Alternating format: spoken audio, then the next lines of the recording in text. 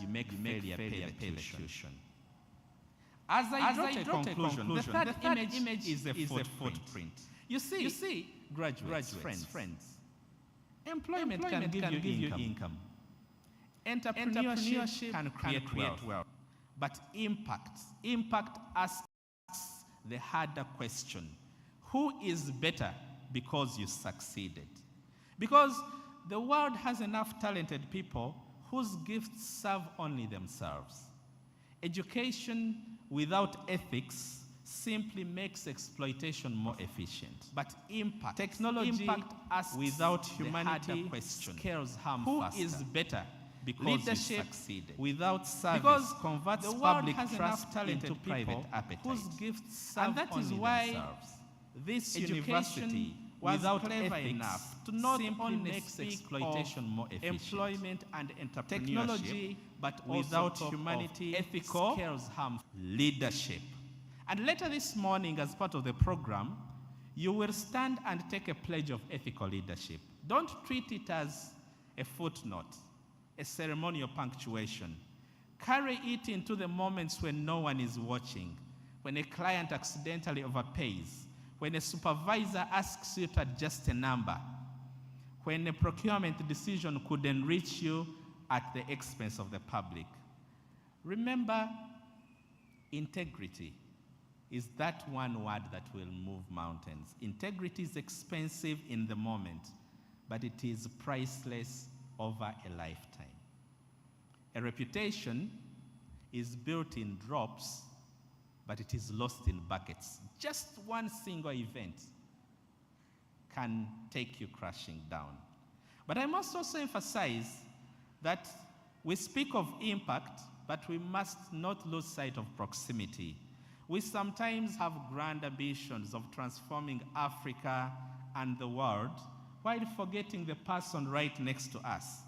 Begin close enough, always close enough to know a name. Mentor a younger graduate. Make your workplace safer and fairer.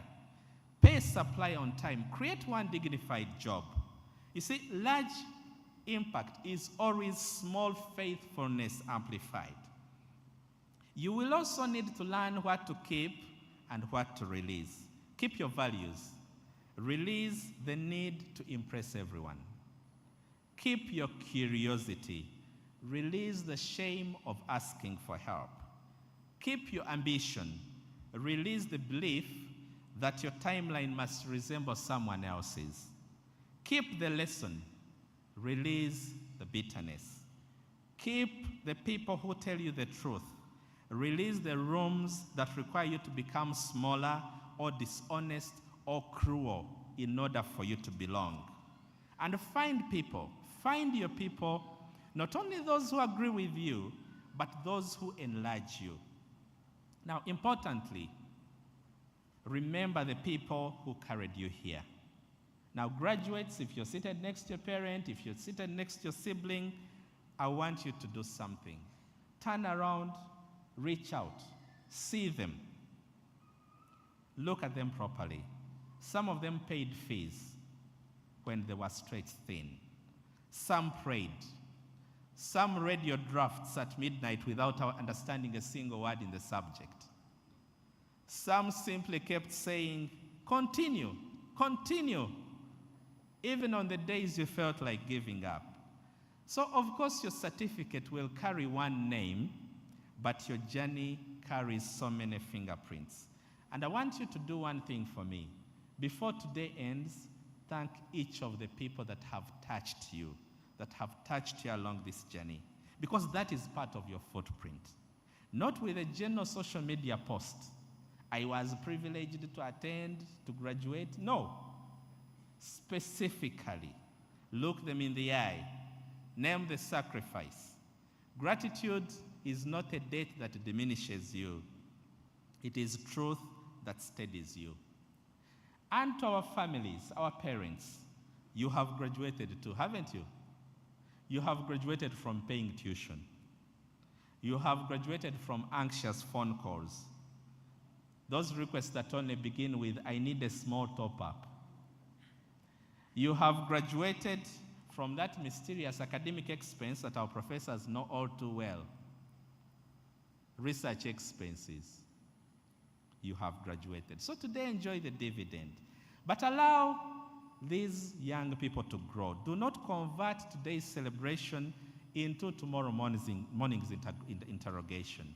Support your young people to find work, certainly, but also ask, what are you learning? What are you building? Who are you serving?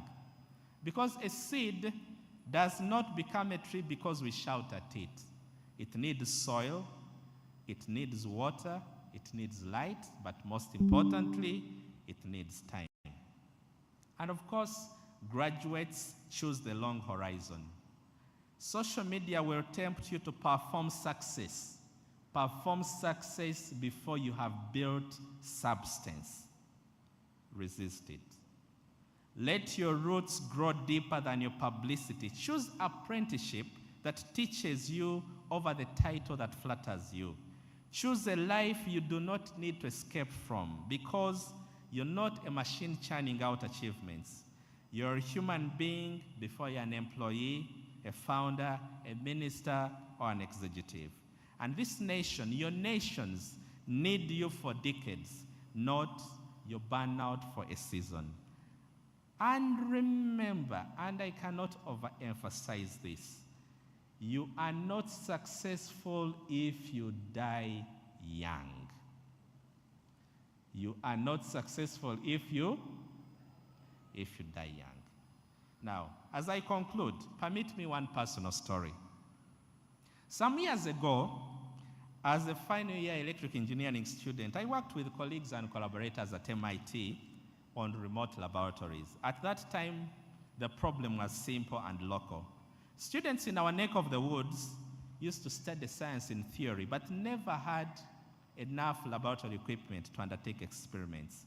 So we set out to develop technology that would enable them to share equipment, physical equipment over the internet, such that a learner could run an actual experiment on actual hardware, but remotely. You could call it the original Internet of Things. I remember one night in particular, it was late, and the board we had set up for a digital electronics experiment refused to respond. We checked the circuit, we checked the code, the connection. We checked everything, more times than was dignified. And the thing simply just sat there. It refused to work, silent, insulting us. But 6 hours later, I sat there. I remember thinking quite seriously that this was a foolish way to spend life. And then with a bit of troubleshooting, it worked. It was a eureka moment. Now, let me be honest about what I felt. It was not a vision of the future. It was mostly relief. At that time, I was not plotting a doctorate. I was not plotting patents. I was not plotting research in biomedical imaging.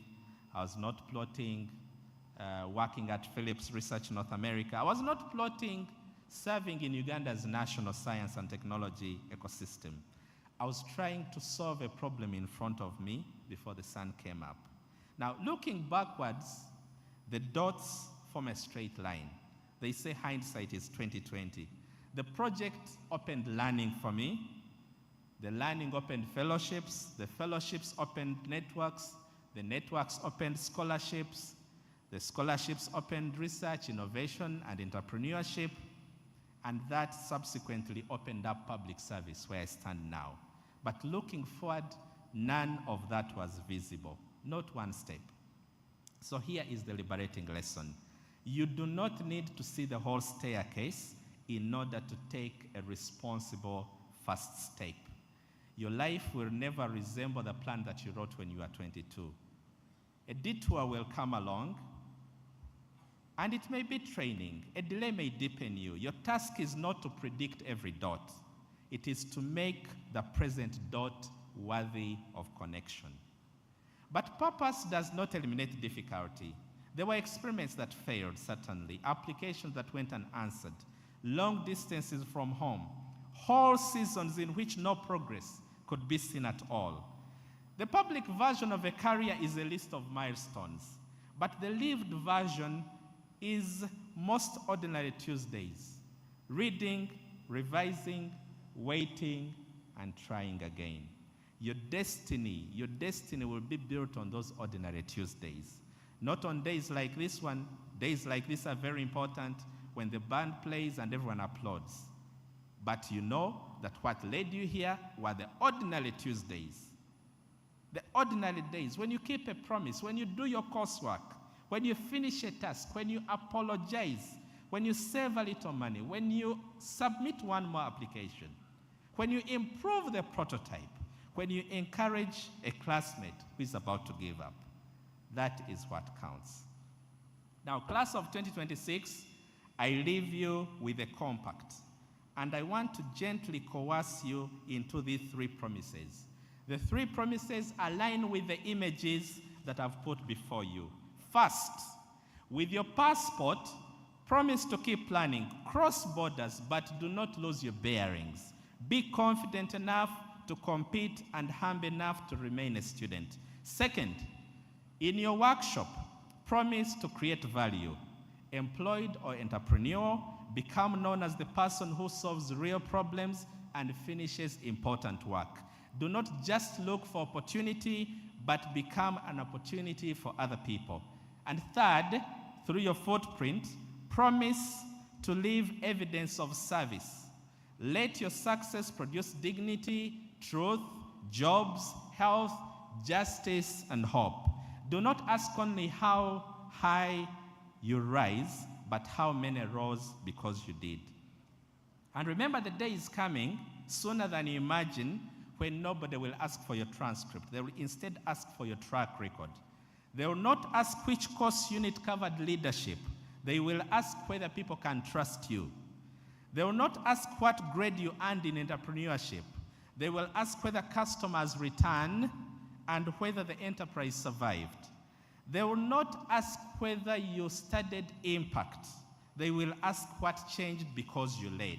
So when the confetti has settled, remember this day as not the day your education ended, but the day your responsibility became public. Your passport says the world is open to you. The workshop says the world is waiting for your contribution. Your footprint says do not pass through the world unchanged and do not leave it unchanged. I will conclude now. A refrain that I'm not a pastor. Forgive me if I sound like one for a moment. And you can say an amen if you want. Class of 2026, may you be global in competence and grounded in character. May you find work worthy of your gifts and bring dignity to whatever work you find. May you build enterprises that outlive the applause. May your failures instruct you rather than define you. May your ambition always be large enough to include other people.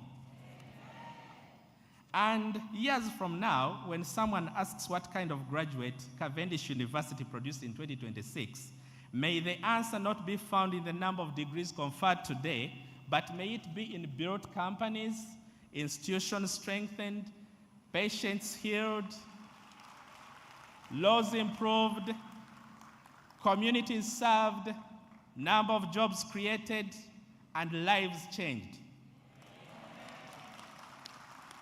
And when your own commencement from this life eventually comes, I hope after so many decades, may the account read simply that this person carried a passport and learned from the world, entered the workshop and built something of value, and walked through history and left a footprint of hope.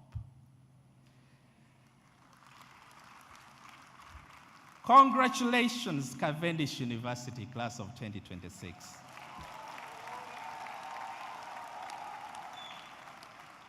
The world is open for you. The workshop is ready. It is time to leave a footprint worthy of your education. Thank you, and God bless you all.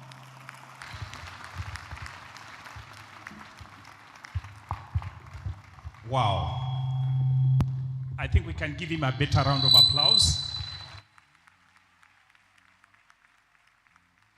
That is encouraging. Thank you very much, our commencement speaker. I don't think we'll repeat in the interest of time to make any emphasis. We're going to invite Professor Olubai to come and invite the chief guest.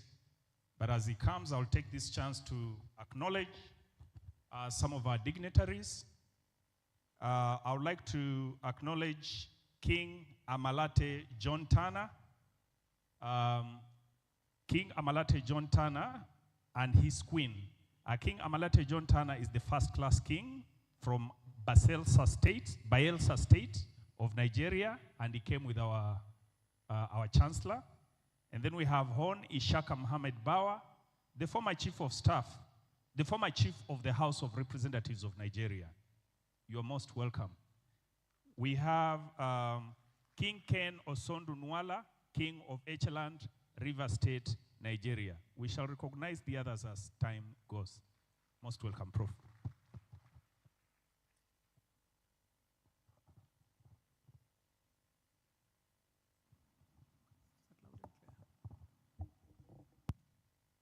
Jambo, Your Excellency, President Goodluck Jonathan, University Council, members of the University Advisory Board. Mine at this point is just a really short honor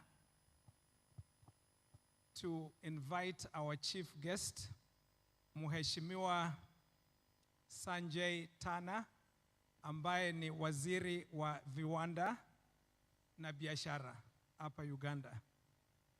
Mheshimiwa Tana was the member of parliament for Tororo Municipality 2006 to 2016. He is exemplary of our theme today. The theme, graduates, which I hope you can all see in front of your permanent booklet,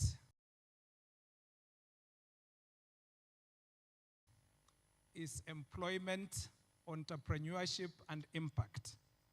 He has shown dramatic success in employing thousands of people in East Africa. He has shown tremendous success in being a serious entrepreneur. He's an industrialist in many sectors, in manufacturing, in logistics, in real estate, and other sectors. And when you look at his face, as I did this morning, you can see he's a happy man. He's happy and he smiles easily because of impact. Employment, entrepreneurship, impact. If you want to be happy as our chief guest, you should have some impact. Mheshimiwa, karibu.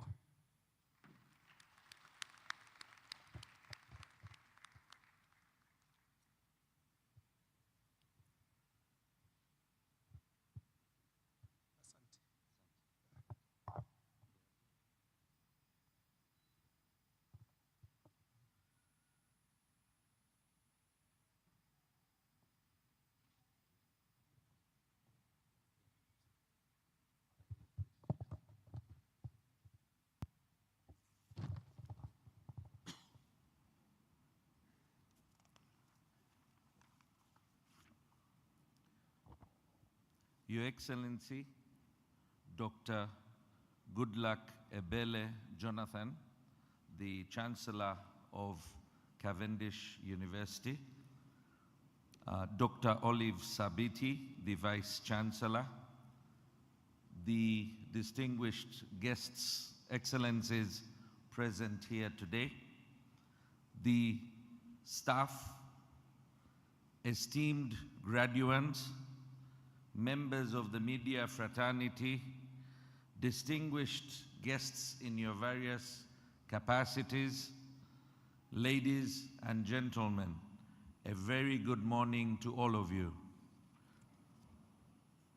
I would like to thank the Vice Chancellor, Dr. Olive Sabiti, for inviting me here today to officiate at the 15th graduation ceremony of Cavendish University in Uganda.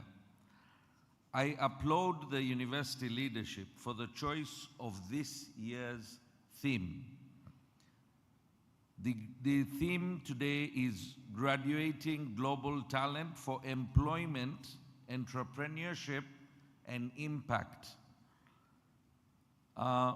Like both previous speakers have said here today, I am extremely passionate about entrepreneurship and the impact that it creates.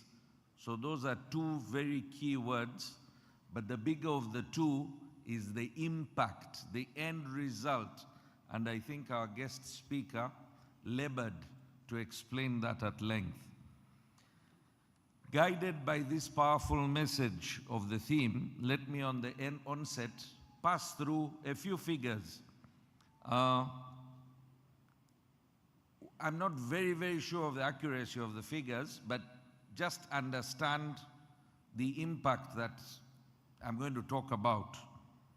In 1986, by the time the NRM government came to power, I was joining S1, and I was one of those students that started a school in March because of the takeover.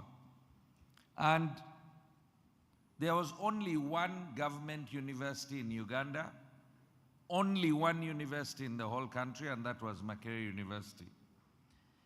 In the 80s, Makerere used to graduate round about 4,000 students every year. Today, there are about 55 polytechnics, universities, and other institutions of learning, higher institutions, and we are graduating more than 330,000 students. Uganda currently employs in public service about 350,000 people. We have about 360,000 teachers. We have about 160,000 health workers. And according to UBOS, we have about 1.7 million people employed in private sector. The broader national estimates indicate that there are about 600,000 jobs that were created by private sector within the last 2 years. That is about 300,000 jobs a year. Remember that the universities and polytechnics together, if at all you consider universities, it's about 300. If you consider the other tertiary institutions, we are churning out about 700,000 people per year. There is an issue of graduate employability that government recognizes, and there is a huge skills gap due to the learning curriculums, which puts theory cramming over practice and memorizing to pass exams rather than fostering creative thinking and practical problem solving. In a nutshell, universities today are sending out very many job seekers who are not easily employable because of the skills gap, lack of practical skills, and above all, poor work ethics or ethos, which zeroes down on the moral fiber of society that we live in today. These three issues were issues that I have discussed with some of the members of the leadership of this university, and the answers that I was given attracted me to be present here today. There is something unique and special about Cavendish that struck me, and Dr. Sabiti said, the university has pioneered tech-driven, student-centric, and market-relevant education, boasting an 87% graduate employability. I have no reason to doubt the figures that she has provided me.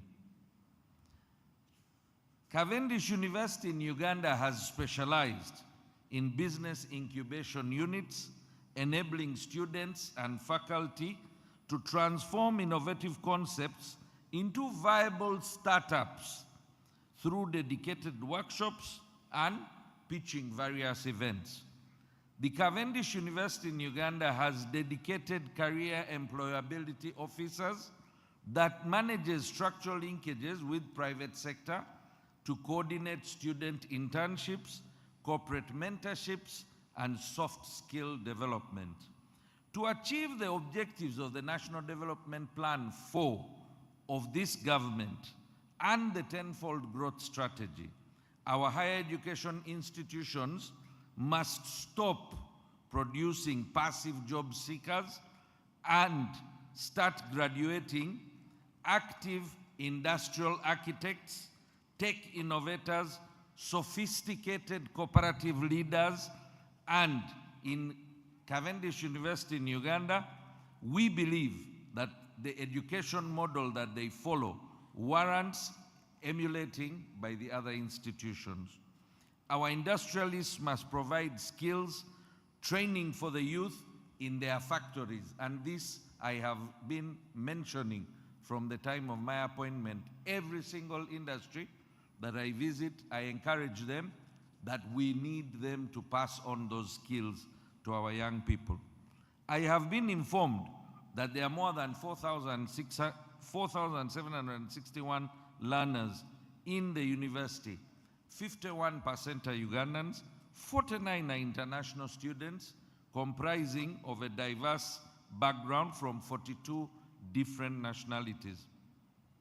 This diversity gives you the technical edge, the thought process, the advanced thought process, and the exposure that is a model of responsive human capital production that will drive our national industrialization agenda and the regional trade agenda.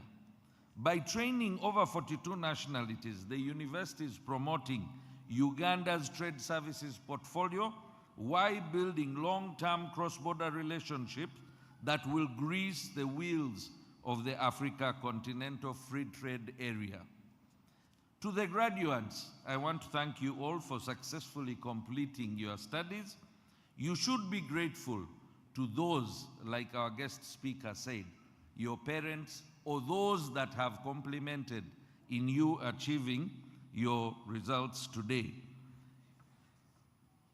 Though that support may have come emotionally, financially, physically, and even the teachers that have spent time on you. I am, however, not going to dwell on the platitudes of your achievement. Graduation is only a start.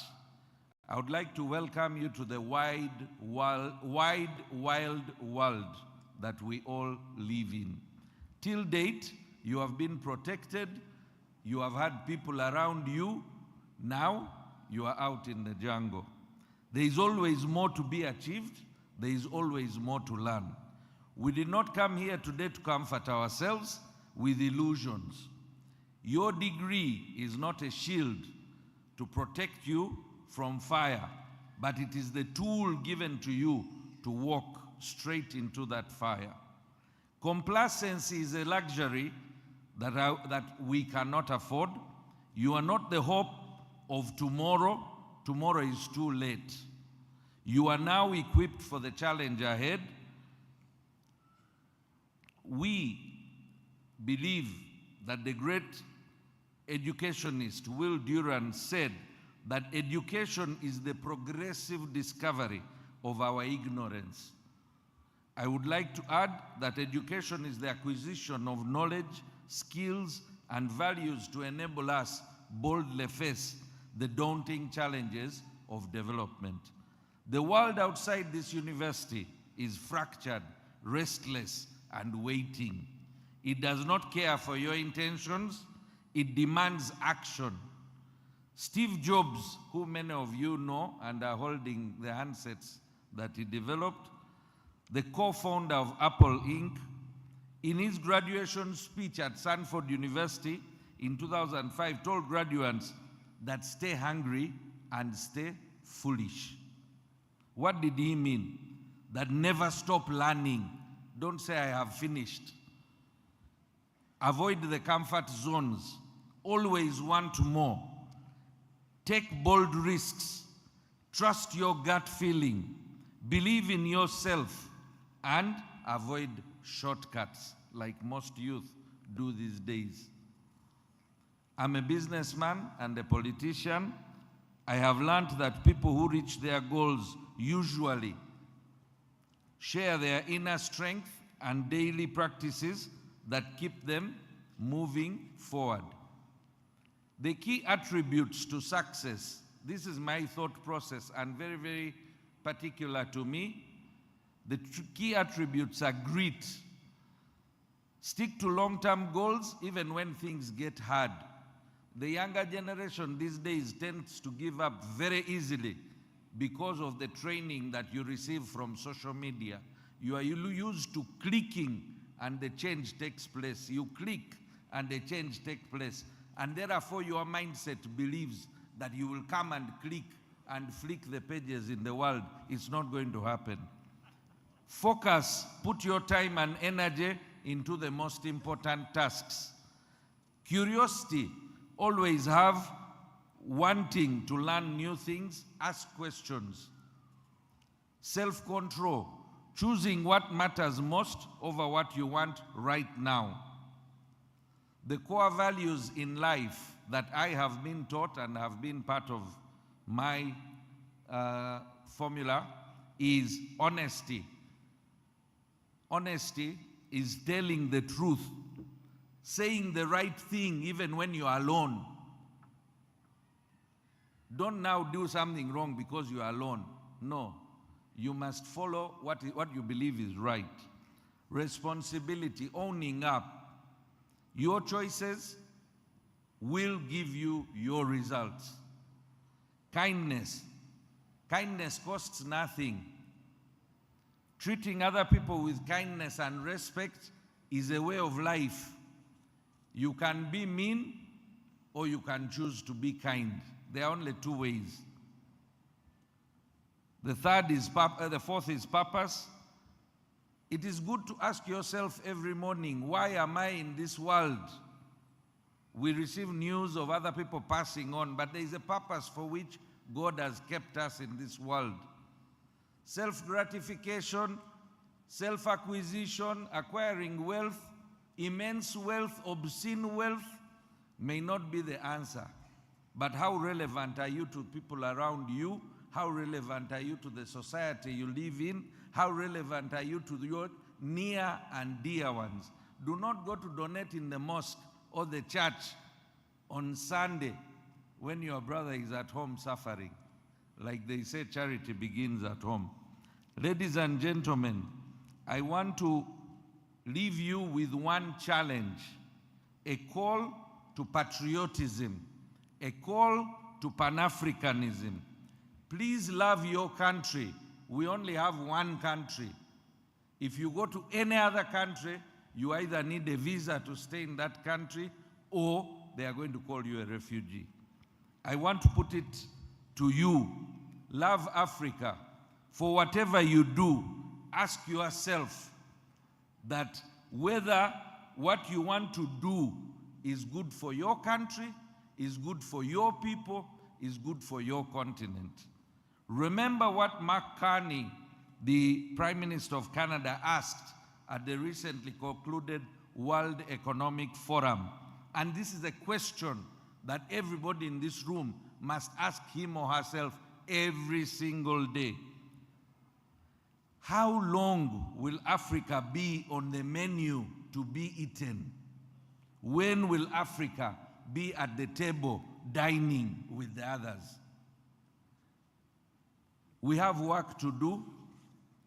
We have a moral duty to leave the world better than we found it. Plant trees. The trees and shade that you have today was planted by many people before us.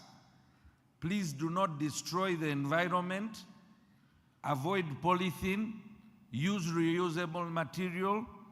For what we have is the only continent that we have. For what we have is the only land we have. We may choose to keep it. We may choose to destroy it. The choice is ours, like I've earlier said, the choices that we make will determine the results that we have. Many of you, I've seen some of you carrying children, many of you have hopes of getting children, and the only thing that you can leave for your children is the land the way you found it, or the way, better than the way you found it. With the population explosion, globally, we are slightly over 7 billion now. The land mass is not increasing. So, the choice is yours. You have to think about it. As a government, we have put together a plan. It's called the National Development Plan. There has been a National Development Plan 1, 2, 3, and 4. In interest of time, I want to talk about the 4 pillars on the ATMS, which is going to enable us achieve the 10-fold growth strategy that Doctor talked about. And that 10-fold growth strategy is achievable by 2040. That's the target we have given ourselves. We are focusing on agro-processing as the A. T is tourism. 3 is mining and mining development. 4th is what his core competence is, science, technology, and innovation. In agro-processing, a simple business venture like collecting honey, for those of you that come from Chigezi, Ankole, Toro, West Nile, Acholi, Lango, and Karamoja sub-regions, honey is wasted, whereas 40% of the honey on the global market is synthetic. You know, the Mzungu uses the English language very, very conveniently. They do not tell you it's fake. They say it is synthetic. Synthetic means it was manufactured in a laboratory out of sugar syrup. And you people have honey in the villages that is going to waste. The honey is in Uganda. The Western world needs it. How to get it there is now your task. You have learnt everything that you require to take it there. In the apiary industry, we have bee wax. It is highly demanded in the foreign world. It is going to waste in Uganda. We have propolis, we have venom, and we have very many crops. For example, avocado virgin oil. The avocado itself is being branded by Uganda as the next green gold. Processing shea butter. Today, if you check the bags of all the ladies in this room, you will find a petroleum jelly-based product. It has been found out that it is not very healthy. In the north, we have branded what we are calling the Nilotica shea nut. It is in West Africa. The shea butter is branded for cooking. In East Africa, we are saying that we want to brand it as a cosmetic base to be used. It is there in the villages. When you go to your villages, you will find the shea butter there. How to add vanilla flavor or strawberry flavor and put it on the shelves on the market is something that you have learnt in your university course. So please do the needful, because the world is out there waiting for these products. In interest of time, I will not specify all the products, but I want to encourage you, don't waste so much time. If you don't get a job, go into value addition, go into agriculture. It is not a shame to be productive in life. I can tell you that I know very many young graduates that I have met in my time in politics in the last 20 years who are multi-billionaires because of farming, because of agro-processing. So please do not shy away. Farming is not an old, dirty job, but it is money-making, whether you go into poultry, whether you go into fish farming, and I can tell you that serious, serious money is waiting for you waiting to be made by you in those sectors. In interest of time, I want to say the opportunities in the mining sector, the opportunities in the tourism sector, science, technology, and innovation. The government has built a national fiber backbone that is available for you to tap into. We have high speeds. Uganda and Africa has some of the best English-speaking population. We have some of the most qualified youth, and yet we do not, compared to India, China, Philippines, where their call centers and BPO business is huge. We have everything that is needed in Uganda. Please start. We have been waiting for you guys to graduate so that you revolutionize that part of our economy. So science, technology, and innovation is something that we believe is very, very vital in Uganda's development. I welcome you to the world. I want to encourage you that it's only the start, and we are available to guide you and support you where it is necessary. I once again thank you. I want to thank the university leadership for inviting me to this memorable occasion. I pray that the graduates will have a bright future ahead of them. And after all, the youth, that is the energy. Youth is vitality. Youth is vision. And my prayers may not be listened to if all of you don't work hard. Because the Bible says, you reap what you, God helps only. The ball is in your court. I thank you for listening to me, and I say this all for God and my country.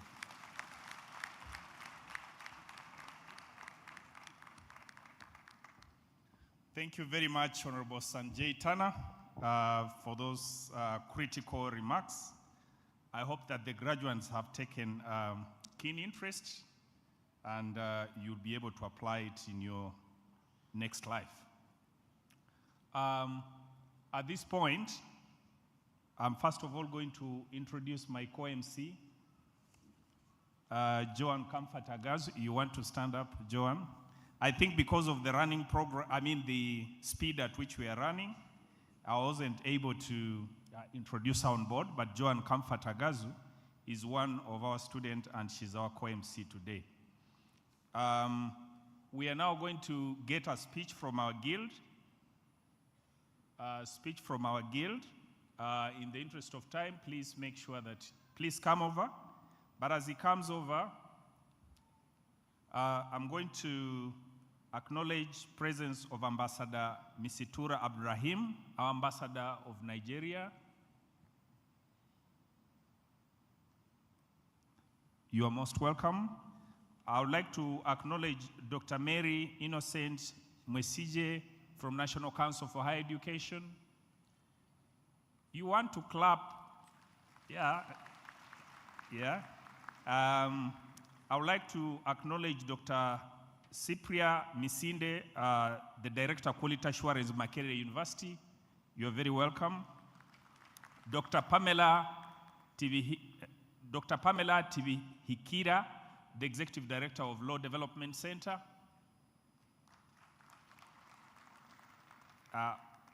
Mr. Clement Deng, Ambassador South Sudan.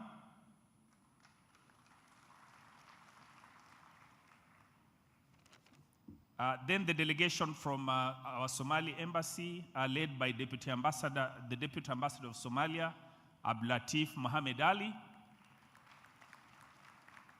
Thank you, very welcome. And we shall keep making those recognitions. Then Mr. Lorenzo Maria, Ambassador of Angola. Very welcome. So we shall keep recognizing that as we go. Guild President, if you can use 3 minutes. Thank you. Thank you very much, our MC. Prosperous greetings to us all.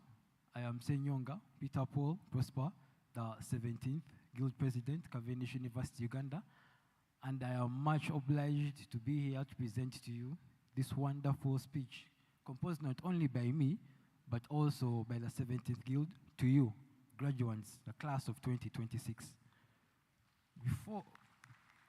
Before I go any further, I would like to appreciate the commencement speaker for recognizing Pan-Africanism. As you can see, as Pan-Africanism is concerned, I am dressed the part. I just wanted to do this on behalf of my musée at home, and my mama at home. I know that they are watching this one. So greetings to you, Mzee Isindisa, Patrick Makanga, and Mama Nanteke Catherine. Your son is also here now.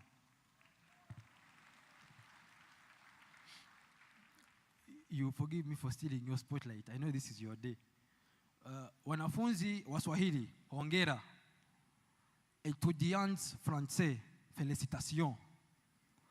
Abanyeshuri b'Abanyarwanda, turagushimira. Abayizi b'Abanyuganda, tubayozayoza. Gat duel, guaranywer, larne tet loak. Myth kethukul, yin ka lek. Ardeida Somalied, Hambalio.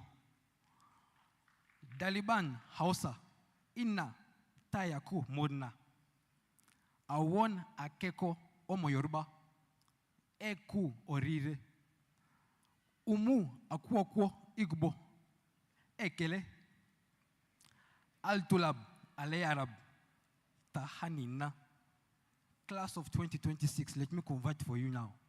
I was saying congratulations to the different flags and nationalities that are there, especially the ones from East Africa, and most importantly, the ones from Nigeria. I have highlighted the Igbo, the Hausa, and the Yoruba.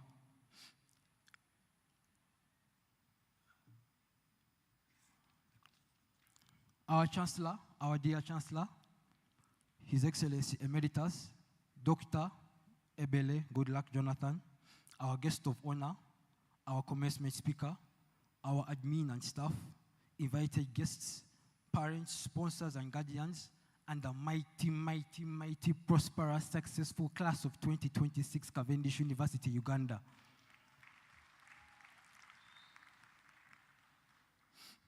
It is a great honor and privilege on behalf of the 17th Guild Government of Cavendish University Uganda to join you on this special occasion as we celebrate the class of 2026. I sincerely appreciate the university administration, staff, parents, guardians, and everyone who has contributed to making this graduation a memorable celebration. Today, we proudly celebrate the spirit of excellence, uniqueness, and purpose that defines Cavendish University. To the class of 2026, congratulations. Your journey has required resilience, discipline, focus, determination, and today, your hard work has sincerely paid off.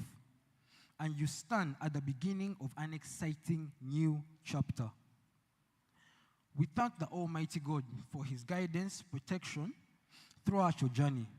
We also honor your parents, guardians, and sponsors whose sacrifices, prayers, and unwavering support have helped make this achievement possible.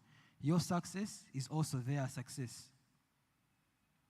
This graduation celebrates graduating global talent for employment, entrepreneurship, and impact. At Cavendish University Uganda, we have witnessed remarkable talent in ICT, innovation, leadership, sports, creativity, and entrepreneurship. This reminds us that we are not simply graduating students, we are preparing responsible citizens and change makers. Graduates, this is my message now to you. Always remember. Always remember why you started. Always remember your dreams. Always remember those who supported you. Always remember the values that brought you this far. Continue learning, continue growing, continue creating opportunities and making a positive difference wherever you go. As the 17th Guild Government, we remain committed to promoting initiatives that support career development, entrepreneurship, innovation, leadership, and community engagement. And with this, I'd like to thank different associations, organizations, and clubs, like the Rotaract Club, for continuously pushing us to engage in the community as we continue to serve back. It's leadership above self. Our guiding principle remains unity in diversity. This unity in diversity is regardless of religion, regardless of culture, regardless of nationality, regardless of the course you're doing, regardless of your ideology. Together, we need to prosper. We need to prosper regardless of all the differences that we have. As you graduate, remember that Cavendish University remains your home. Stay connected, engage with our alumni communities, and continue contributing to the growth of the university and the society. Go forward with confidence and purpose. From Cavendish to Uganda, to East Africa, and to the world at large. Once again, congratulations to the mighty class of 2026. May your journey ahead be filled with purpose, opportunities, and meaningful impact. Success begins at Cavendish. Thank you very much. Now, I am very sure that I have used good time. So since we are graduating talent, at night, I composed a song for you, the graduating class of 2026. And so I want to share with you some of my talents. I'm not only into student leadership or politics, I'm also a singer myself. I met a graduating student when I was coming. I think she was lost or something like that, and she needed some guidance or assistance, and I wanted to help her. So, she said, Hambalio. I told her, Jeba de Konyabo. She asked, who is Olutayo? I told her, that is Professor. She asked, who is Sabiti? I told her, that is Doctor. And then she asked, who is Good Luck? I told her, that's His Excellency. His Excellency Emeritus of Nigeria. And I am Senyonga, the 17th Senyonga. She said, I told her of CUU. And then she asked, who? You? I told her, CUU, Cavendish University, Uganda. And then she said, meet you in Munyonyo. I told her, you want another rap? I told her, and then she asked, and then she said, oh yeah, wow. And I told her, oh yeah, bye. Congratulations, the class of 2026, Cavendish University, Uganda. Keep being confident, keep being yourself, be unique, be authentic, and be yourselves. The world is ours. Thank you so much.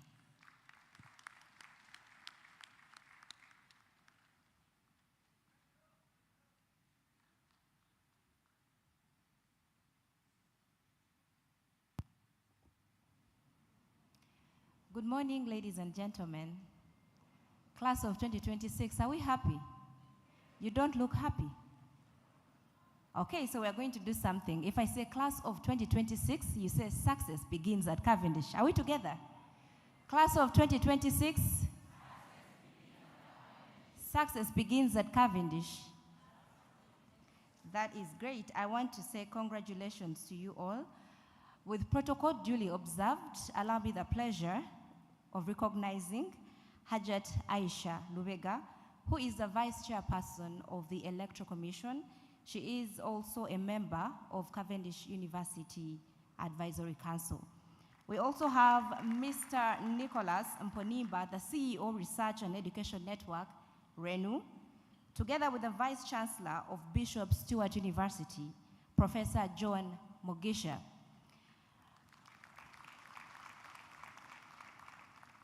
Thank you so much, Mr. President, for such an elaborate speech and for uniting us all.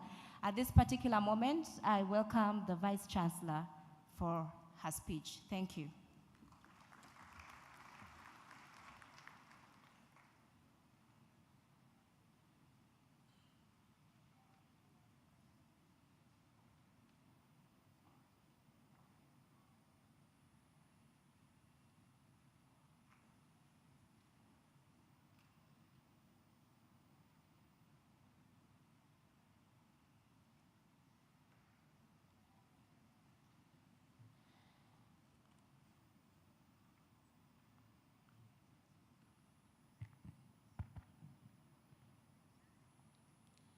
Your Excellency, Dr. Goodluck Ebele Jonathan, the Chancellor of Cavendish University Uganda and former President of the Federal Republic of Nigeria, members of the distinguished delegation accompanying the Chancellor from the Federal Republic of Nigeria, Your Royal Majesty King A.J. Turner, and your Queen, Linda Turner, His Royal Highness King Osonda Nwala, the Honorable Ishaka Bawa, the former Chief Whip of the House of Representatives, Federal Republic of Nigeria, members of the Chancellor's delegation, our commencement speaker, Dr. Mwikirize, the chairperson of the University Council, Prof. Olubai, and members of the University Council, Hajat Aisha Lubega, a member of the University Advisory Council, and the Deputy Chairperson of the Electoral Commission, the Executive Director, Cavendish University Uganda, Mr. David Mutabanura, the Deputy Vice Chancellor, Professor Olutayo Oshusan, Vice Chancellors and representatives from our sister universities. I see Professor Lutalo Bosa, the Vice Chancellor of Team University. I see our Chancellor Emeritus, Professor John Mugisha, the Vice Chancellor of Bishop Stewart University. I also see the representative of Victoria University, as well as of Eastbat University. The Executive Director of Renew, Research and Education Network of Uganda, representatives from government ministries, departments, and agencies, Ambassador Mistura Abdurrahim, the head of mission, Nigeria High Commission, members of the diplomatic corps, partners and friends of the university, management, faculty, and staff at Cavendish University Uganda, distinguished guests, ladies and gentlemen, members of the media, and especially our class of 2026. Good morning. Class of 2026, congratulations. Class of 2026, you made it. Hey. And graduates, this applause is not yours alone. Let all of us, your families, friends, faculty, staff, and everyone gathered here join you in celebrating this remarkable milestone. Let us all put our hands together and give the class of 2026 a resounding round of applause.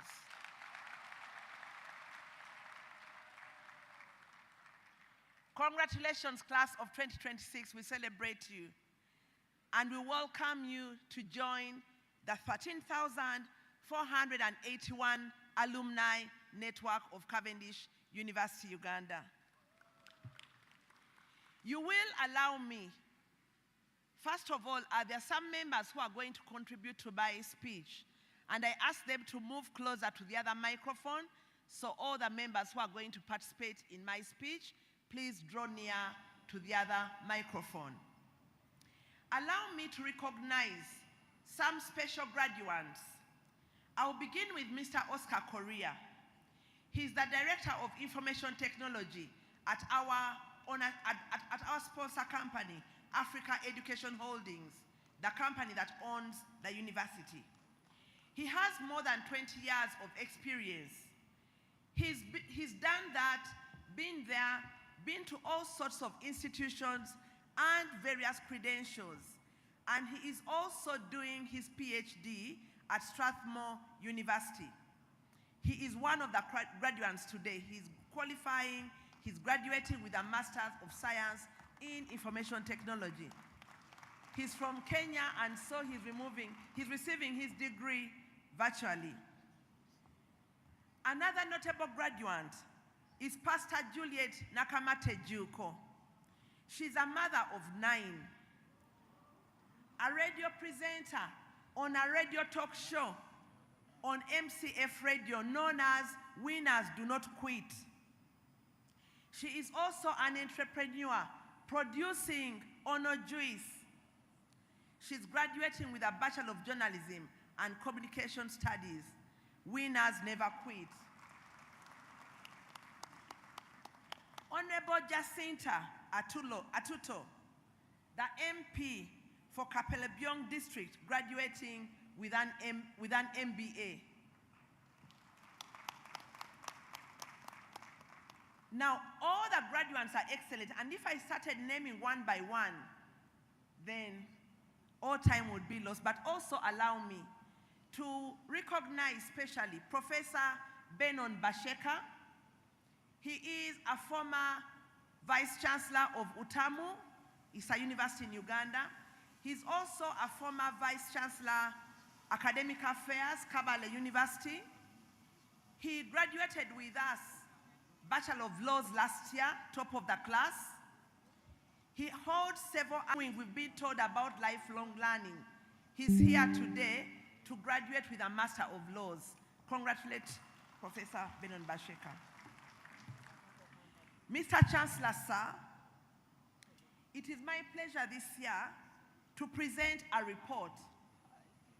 Although I'm calling it a report, Mr. Chancellor, sir, it is really evidence that our theme this year, graduating global talent in entrepreneurship, employability, and ethical leadership, is not merely an aspiration, it is reality. It is what is happening at the university. This year, we are graduating 1,059 students across our diploma, undergraduate, and postgraduate qualifications. We introduced a virtual graduation clearance system because, you know, we have students from many nationalities. On this graduation, we have students from 33 different countries. So we wanted a system where they can graduate wherever they are, where they can clear for graduation wherever they are. This system was developed by our registry department and our IT department. But one of the students, who is an MIT student and also a member of staff, played a significant role. Last year, this student graduated with a Bachelor of Information Technology, first class. This year, he's still studying. He's doing his Master of Science in Information Technology. What is interesting is that this student arrived at Cavendish as a cleaner. Where are you, Robert Duku? He arrived as a cleaner, but today he is making innovations because success begins at Cavendish. The system enables our students to clear wherever they are and to also collect data. So that is why at Cavendish we know our employment data, we know our gender data, and all other data that we need. Our graduate employability data shows that 90%, 9 out of 10 of our graduates last year found employment, or they started their own enterprise, or they joined, they're pursuing further education within the first year of graduation. Now, this statistic places us among the strongest performing in private higher education in Uganda, 9 out of 10.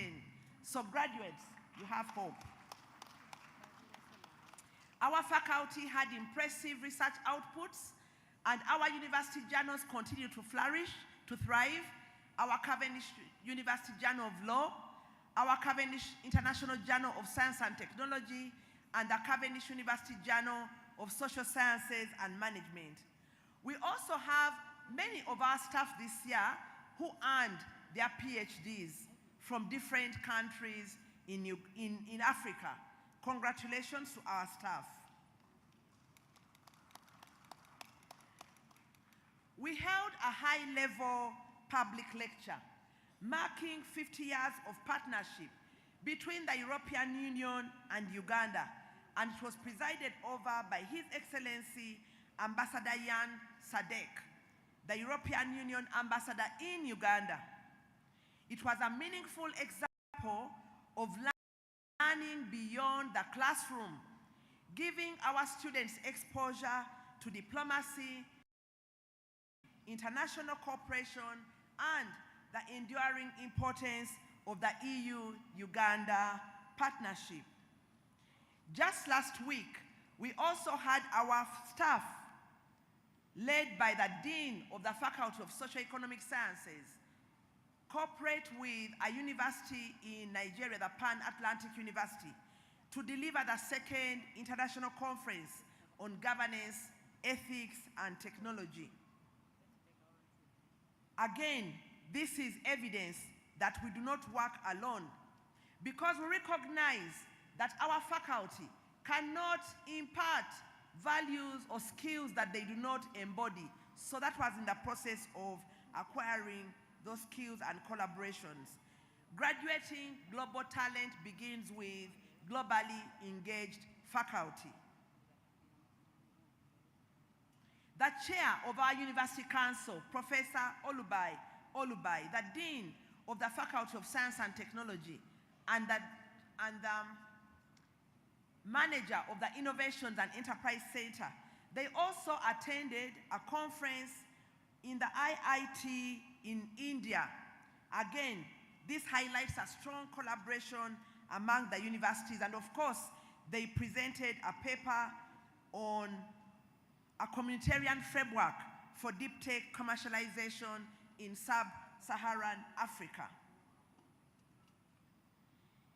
I'll just say something little about learning exchanges. Again, this is the way in which we collaborate and earn the competencies that we require amongst our faculty and our students.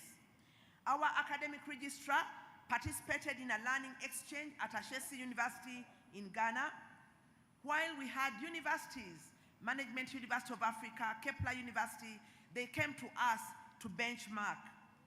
But importantly, this learning exchange was a two-way. So our students also participated. We welcomed students from Kepler College, Rwanda, from University of Ghana Business School, and Ashesi University. And just today, we are also delighted to welcome 4 students from the University of Erfurt in Germany who are going to arrive, who are going to spend the whole semester with us. So we are doing a lot in learning exchanges. Mr. Chancellor, sir, our theme, Graduating Global Talent for Employability, Entrepreneurship, and Impact, is about people and lived outcomes. And I choose, instead of speaking only in statistics, I would like us to hear a few of the human stories behind these outcomes. The testimonies we'll hear today are illustrative, they are not exhaustive, because every graduate here has a distinct story. They only represent a much larger community of students, alumni, and staff whose journeys give meaning to our mission. So allow me to introduce and to welcome our first speaker, Mr. Godfrey Ayeranga.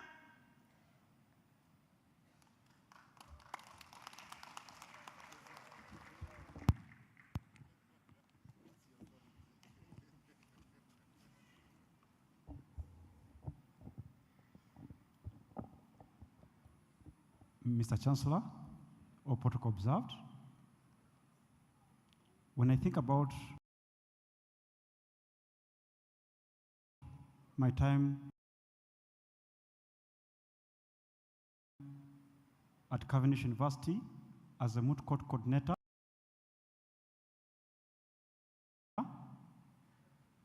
I don't think about these trophies. I think about the time I've spent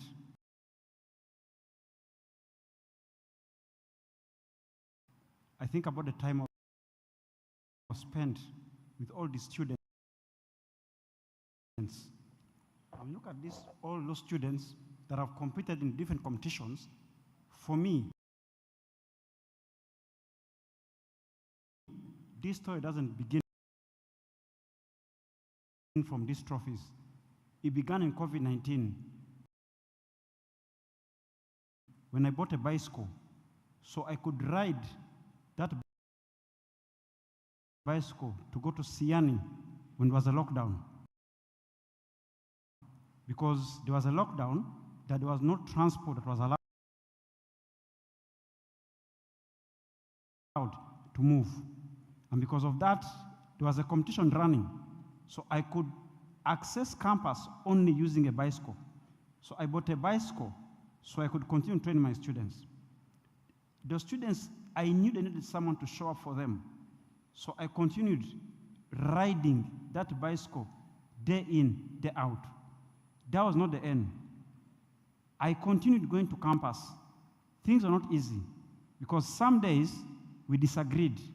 In fact, some days they would ask me to leave the room when we disagreed. In fact, sometimes they would even ask me, get out. That's why they are laughing. Other times, a student would even ask me, Coach, tomorrow I'm not mooting because the pressures are high. But interestingly, the following day, that student would come back very confident. And now for me, as a coach, that is what made me proud. Because when you look at all those trophies and others that we have left behind, that is what I'm proud of.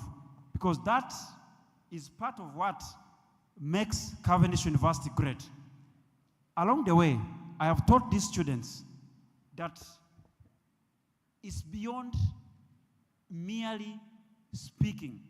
A student who joined Cavendish as nervous, now I am certain they can speak, they are confident, they are able to not only stand and speak, but they can boldly speak before a judge and defend their arguments. Additionally, along the way, I have taught them to live like a family. Why? Because every time they come to a moot competition, we eat as a family. We train and eat lunch together. I repeat, we train and eat lunch together because I've told them we are a family.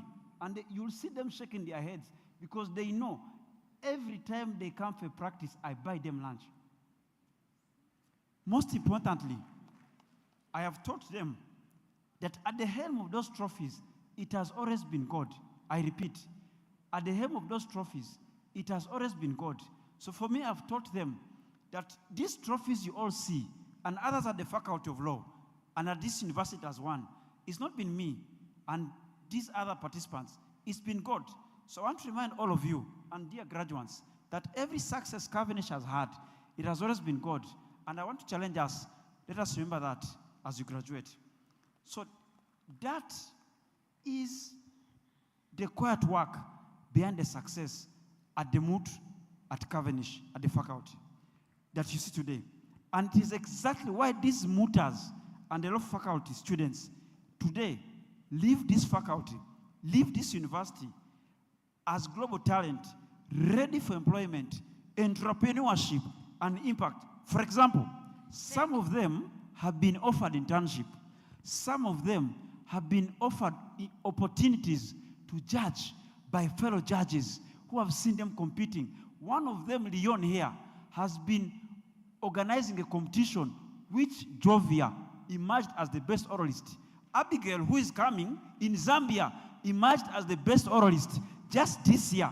Now, as I end, the moot president who will be coming, the moot president, Adrian, as I conclude, like I said, Adrian Masolo, the moot president. Like I said, the story doesn't end. You could see I'm attached to these students because it's a family. These students, the moot president, have gone ahead to mentor others to a point that now Abigail has been proposed to become the new moot president because now we are looking at gender, being able to transform others. Thank you. Thank you very much, Mr. Godfrey Ayaranga. The moot president just waved to us, and then I'm going, thank you very much. Our mooters have really won trophies in Uganda, East Africa, Africa, and even beyond. And now allow me to invite the next presenter, Miss Lillian Musoki. Thank you very much, the mooting team. Miss Lillian Musoki. She's now, there she is. Thank you, Dr. Olive, for the special moment. all people gathered today. My name is Musochi Lilian Mate. I'm the country director for LM International. And here is my short story right from Cavendish. Growing up during the ADF war in the Rwenzori region, I saw what conflict could do to families and communities. But then we were always helped by humanitarian workers. They saw us, they heard us, and they supported us. Deep down as a child, I admired them. And today, I'm a humanitarian worker.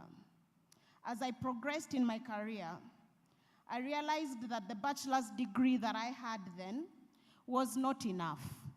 But also the finances were not enough either. So I needed a master's degree that could understand me as an adult who was working upcountry. And I contemplated, and I found myself at Cavendish. For 8 years, I should say, I contemplated. The problem was not my ambition. I simply needed a university that understood me as an adult. And so in August 2024, I sat where most of you graduates were, and I was glad we were not graduating in a tent, sweating. We had glamour. Yes, we love good things, and Cavendish gave us that. And that year, I joked with my husband, who is also here, who had graduated. I went in their graduation, my makeup ran down. And so when he came here, I told him this is what a brand looks like. And colleagues, I have been able to bring close to 14 people to this university. I want to say special congratulations to Stephen Ilakut. My short story continues, I'm about to conclude. And so I graduated with a master's in international relations and diplomatic studies. As I was seated, I remember thinking, now that I have studied diplomacy, surely something diplomatic is ripening. Colleagues, today I'm a diplomat. Like I mentioned, I'm the country director for LM International. I was appointed in June 2026. LM is Lake Missionen, a Swedish faith-based organization working in humanitarian assistance and development cooperation. That is what Cavendish University impact story looks like. Education that transforms knowledge into leadership. I believe in Cavendish so much, and that's why as of 2027, LM International, Uganda, we hope to contribute to the transformation journey through the graduate trainee and internship program. We hope to open opportunities for young people from education to that practical experience. On a light note, dear graduates, I'm still on probation. I might not take those CVs today, but we hope that the partnerships and the fundraising and the risk mitigation that my position holds, we will be able to build a very strong country program that contributes to the mission of this university. As I sit down, the class of 2026, the world and consumers will ask you, what are you going to solve? What is your innovation? And what can you transform? And therefore, I say that success that I wear right now started with Cavendish. I salute you for God and my country. Thank you very much, Ms. Mushoki. And now, we have a careers, let me begin with innovation. We have an innovation and enterprise center at the university that supports all the students at the university. 1 minute, Mr. Kagona, the innovations manager. 1 minute. Thank you, our VC. I wanted to start by asking all of you to check out a post on Scholar Media Africa, where our student, and it's reading simply saying, Mr. Collins, co-founder and chief executive officer of Associated Incentive Minds Consortium, whose journey from Cavendish University, Uganda, to becoming a leading technology innovator has earned him the SMEGA Africa Innovation and Technology for Development Award 2026. So basically, that is what happens when you come to Cavendish University. We are winning every day, and you'll allow me, if you're a Christian, to borrow the word church. When you come to the Innovation Center, we call it church, because when you enter, you do not get out the same. You fully transformed. We have one of our students here called Maxime with his group that have worked on a mobile mechanic. They are now talking to different garages, whereby if your car breaks down along the way, you simply use their app like a SafeBoarder, Bolt, or Uber, and then your problems get solved or sorted. We have another group of 10 students who are working with a tour and travel company on how to incorporate artificial intelligence in the ticketing and booking of hotels. So what am I talking about? How we work. When a student comes to the hub, we find out, what idea do you have? We shape them up. And the moment the idea is close to what we're looking for, we match them to the industry. We find that industrial player who the idea speaks to. Because the question is, who is your customer? Who is your short-term and long-term customer? So after establishing that, we get someone in the industry, they work close to validate what they're working on. And interestingly, as they work, in most cases, they're even paid as they do work. So lastly, I would love to say that where we have reached today is most of our students in just year one, semester two, most of them are already working in the industry as they study at Cavendish. Why are we doing that? Now, we do that when they come to the center, we equip them with skills, and then we get them placements to work in the industry, because later, when they reach year 3 and they're about to get out of the university, we expect them to be entrepreneurs. So we shape their ideas, they become founders, and having been managed, they can now manage everybody else. So thank you, VC. Thank you very much, Mr. Kagona, Innovations and Enterprise Center. Ms. Harriet Akiror, Oxford Fellow. Thank you, VC. There's no better place to pick up from other than at this point from where you left. I stand here a transformed electrical and telecommunication engineer to a graduate of international relations and diplomacy. As a practicing engineer, I realized that I was not viewing, there was a lack the way I was viewing things globally.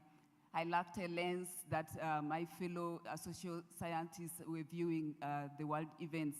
And so I enrolled at Cavendish University for the Masters of International Relations and Diplomacy in order to get that lens, that viewpoint. When I enrolled, I started, the class was so interactive. The class of 2026 that is graduating right now with the MADS class, we found it very engaging. The lecturers were very helpful, very professional. Fast forward, I had other networks that were open to me, the opportunity to apply for a scholarship, a fellowship scholarship, Peace and Security, sponsored by Oxford University and the United Nations. And ladies and gentlemen, with the skills that I acquired from Cavendish University, I was successfully picked among the 10, to be among the 10 candidates for that scholarship. And McHugh, this was a global competition. And McHugh, this was meant to be a research paper to inform the policy, the policy for the global United Nations. As we know, we are at the crossroad.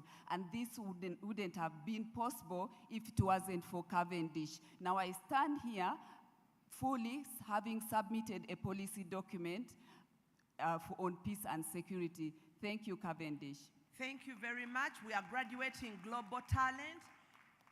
May I invite Mr. Richard Egesa?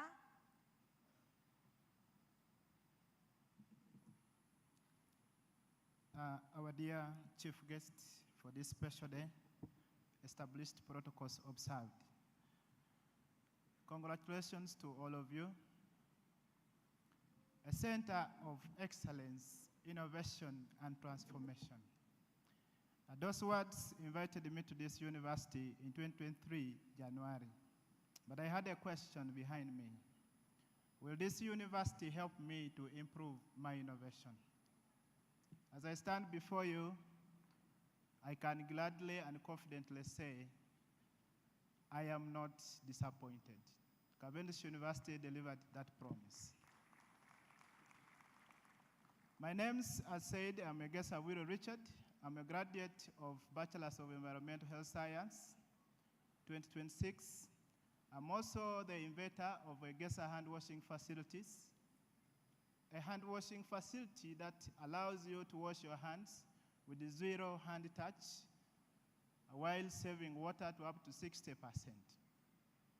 It is suitable for use for the adults, for the children, for persons with disability, in a way that you don't need to use your hands, and it is very soft. One weight of 1 kilogram is enough to operate it.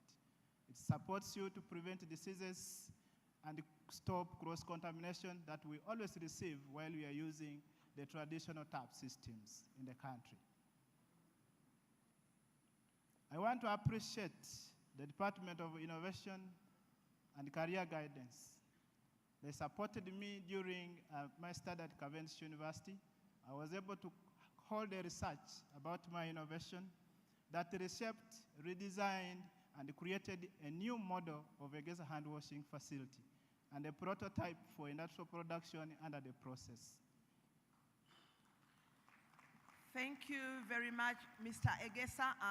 As I conclude, I want to call upon the university to continue this partnership, help other students who are outgoing and those incoming to solve more community problems, and support us to do more studies such that we open our heads, our minds, and create more user-friendly solutions. Thank you, Cavendish University. Indeed, success begins at Cavendish University. Thank you very much. Ms. Natasha Katondwachi, what he has not said is that his innovation is actually patented and it's already commercialized. He's already selling to the public, offices, government offices, and to the public. We have a careers and employability office, and this manages our students from day one because you prepare for employment on day one, not at the end. A minute, Ms. Katondwachi. Thank you, Dr. Olive. His Excellency, the Vice Chancellor, all protocol observed, ladies and gentlemen, and our graduates, good afternoon. I'm so proud to experience and to share Cavendish University's commitment to awarding students, not only with academic qualifications, but with preparedness. Preparedness to compete for global opportunities, create opportunities of their own, and make an impact. And I share this from a very personal perspective because other than the master's degree I'm achieving today, I was a student here for my undergrad. And during my time, we did not have the comprehensive career services support that we have now. And I believe the students are very blessed and advantaged because they have access to guidance, network skills, and opportunities that give them a stronger head start. Cavendish University is most likely the only, if not among very few, that has a dedicated career services and employability unit where we support our students with career mentorship, career events, specialized skilling programs, and experiential learning opportunities. We also work with faculties and industry partners to ensure that what we teach remains connected to the world of work. And you will see that many of our partners are actually in the room, including Mr. Peter Okwi, who is a faculty advisory panelist for our Faculty of Science and Technology. And we are seeing the results, as has been shared in our employability statistics by the Vice Chancellor, and this is the impact that we are trying to create. Most recently, we have been selected under the Millennium Fellowship by the United Nations, which is a fellowship that has been, Cavendish University has been selected among only 330 campuses across 60 countries and territories. And this is a fellowship that helps and gives an opportunity for our students to develop leadership and contribute to the UN Sustainable Development Goals. And this is just among so many other initiatives that we are doing.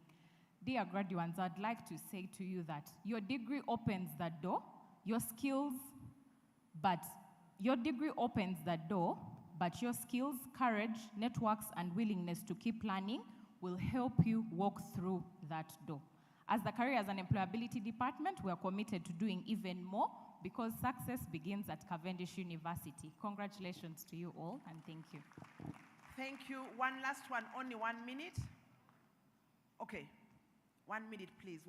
Please stick to 1 minute. Thank you very much, Dr. Olive Sabiti.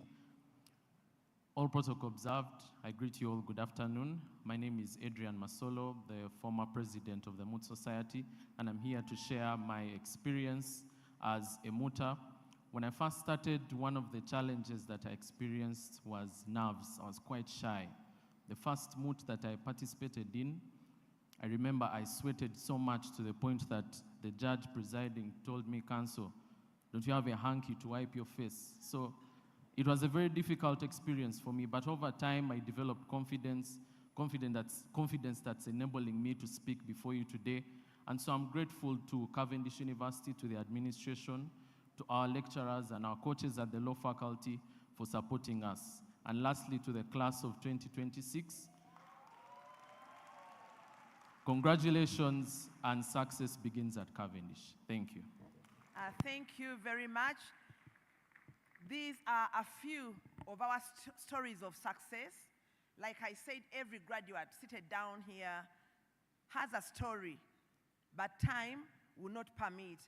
Graduates of 2026, or still graduates, you do have a great future ahead of you, no matter how smart and scalable. You've heard of this AI, but no matter how smart or scalable these AI tools are, you have something no computer can offer, and learning.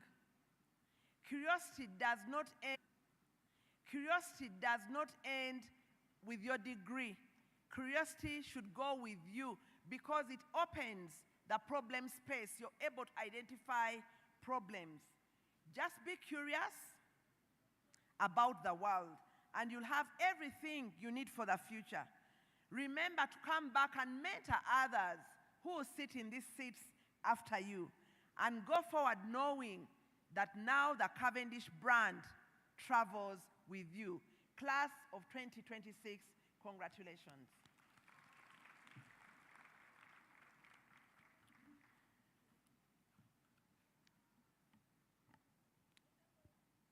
It is now my honor to welcome the Chancellor, the Chairman of the University Council, Professor Olubai, to come and talk to us. And as he's coming down, allow me to recognize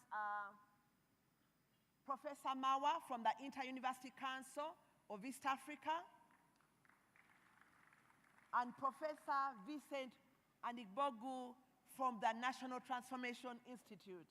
You're very welcome. Okay. Thank you. You want to give our VC another round of applause? Now knowing that we've been seated for long and we've not given you any interruptions or, we've not given you some entertainment, we're going to have a short interlude just to ensure that, we have some gap. And then I think Prof will then be able to come and give his speech, okay? But where we were, for the rest of the members, you can all stand up. We can all stand up. We can all stand up. We can all stand up. You can all stretch. Stretch. Stretch. You can also stretch your legs, not only the hands, your legs, your legs. Thank you. We can have a seat. Our entertainment team, please come on board. Entertainment. But I would also like, I think it's evident of the great work that is being done by Cavendish University And students, remember that I told you there is hot news. At this point, I told you as we wait, as we finish the graduation, that Cavendish University has made a pronouncement that it has never done before, especially for 2026 graduates. Number one, if you'll stay in this graduation room without leaving us here and show your discipline. But the announcement is that if, for example, you have been doing a certificate and you want to continue with your diploma, or you are doing a degree and you want to do your master's degree with Cavendish, or you have been doing a master's degree but you want to have an alternative degree, you are free to come back and you will have 50% scholarship on your tuition. And this is done the Cavendish way. They are said, since you are with your parents and they know how much relief this is, don't wait tomorrow. Actually, the person in charge of enrollment is outside the hall. That is how serious it is. So you can register your names. That is after we're done with the event, and be able to present your interest. Thank you.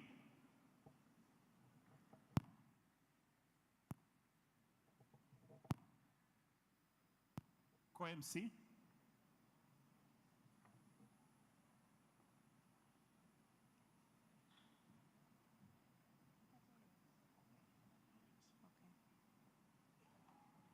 So do we all acknowledge that we are graduating global talent?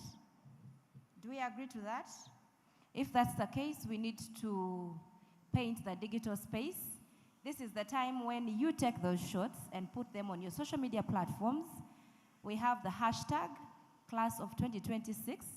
We have the hashtag 15th graduation ceremony, Cavendish University. Please, let's do the needful. Take those photos. Let us paint the digital space with Cavendish University. At this particular moment, allow me to recognize the following people. We have General Ivan Goreta, who is the chairperson of Uganda Council on Foreign Affairs.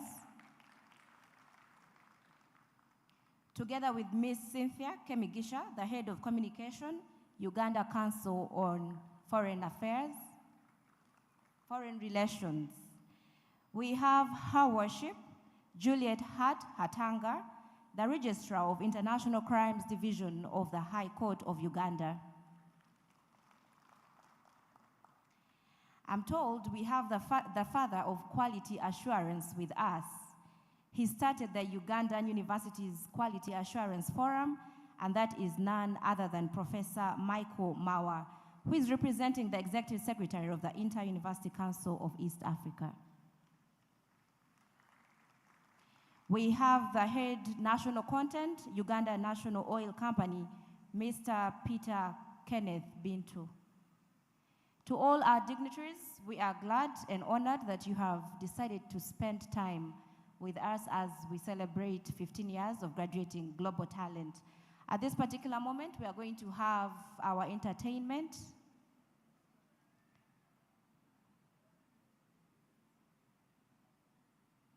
So I guess this is the moment when we can also network a bit while the entertainment team takes charge.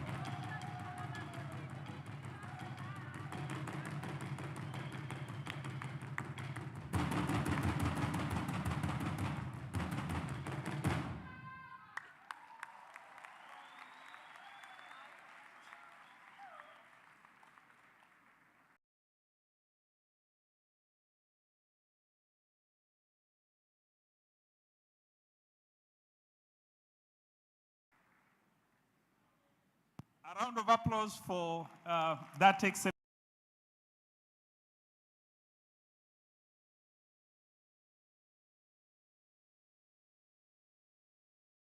performance. Thank you.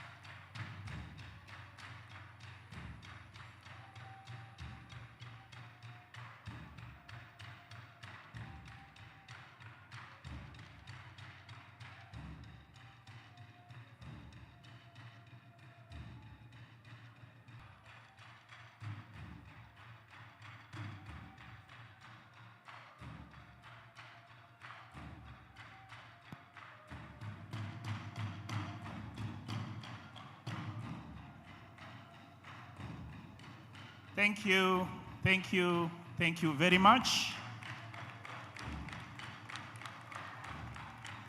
I'm sure we needed that space, and that was such a powerful performance. Okay, without wasting time, or as we wait to go to the next item, I would like to ask my co-MC to come and make some few recognitions as we wait for the chairman of University Council to come and give his speech.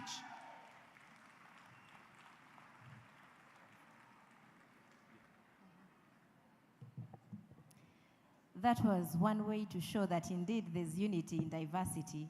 I've seen all of us happy, smiling. It's a different culture dance from yours, but it has made your heart warm.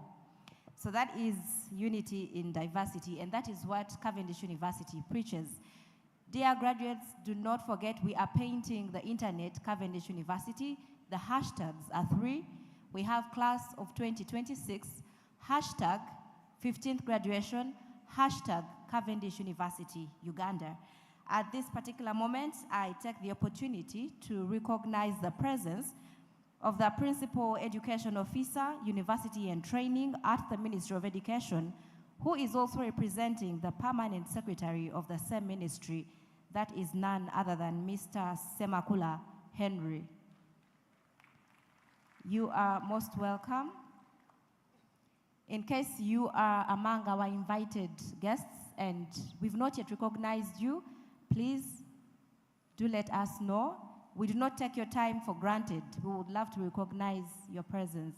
And to each and every one of us, let us continue being in the spirit for this graduation ceremony. At this particular moment, we go to the next item on the program.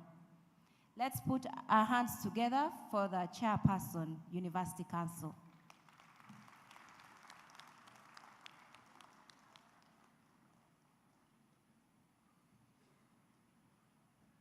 Good afternoon again, ladies and gentlemen. Class of 2026, congratulations. Thank you. I want to begin by really saying a special welcome to our Chancellor, His Excellency President Goodluck Ebele Jonathan, our Vice Chancellor, Dr. Olive Sabiti, our Executive Director, Mr. David Mutabanura, our DVC, Professor Olutayo, members of the University Council, Hajat Lubega from the Advisory Council, our commencement speaker, who was an exemplar of today's theme of graduation, is a Ugandan scientist, Dr. Cosmas Mwikirize, whom you all listen to him. I hope you've looked at his CV. He has 5 major discoveries, which means, yes, we can. You should actually try to touch him today if you can. He actually has 5 scientific discoveries, patents, that are used in medical devices. So thank you very much to our commencement speaker for honoring us with your presence. I would also like to say a very special welcome to our Vice Chancellor Emeritus, Professor John Mugisha, who is here with us, always supportive of the institution. And that's an indication of the power of our relationships. We do not forget the past, and we honor those who have made major contributions to the university. And again, I would like to say a very big thank you to the sponsors of the university, the visionaries of Africa Education Holding, led by our CEO, Mr. Peter Kagunye. And this particular entity has now been rebranded to Cavendish Africa. So a very big thank you to Cavendish Africa for continuing to support the institution. And as you all noticed what our Vice Chancellor did, please clap for her. There's a very famous philosophical and business insight that says, do not tell, show.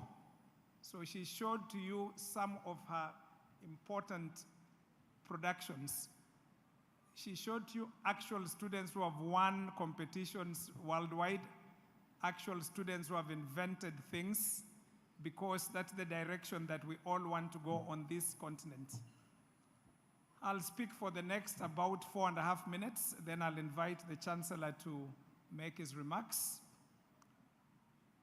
My message to the graduates of 2026 is that for the last 500 years, this beautiful continent that the whole world is coming to and has been coming to, which is also the place where human beings originated, the original Garden of Eden.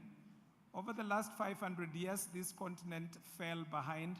It was enslaved and colonized, and we all became victims of enslavement and victims of colonization, and we became people who believe that we cannot make those beautiful things around you.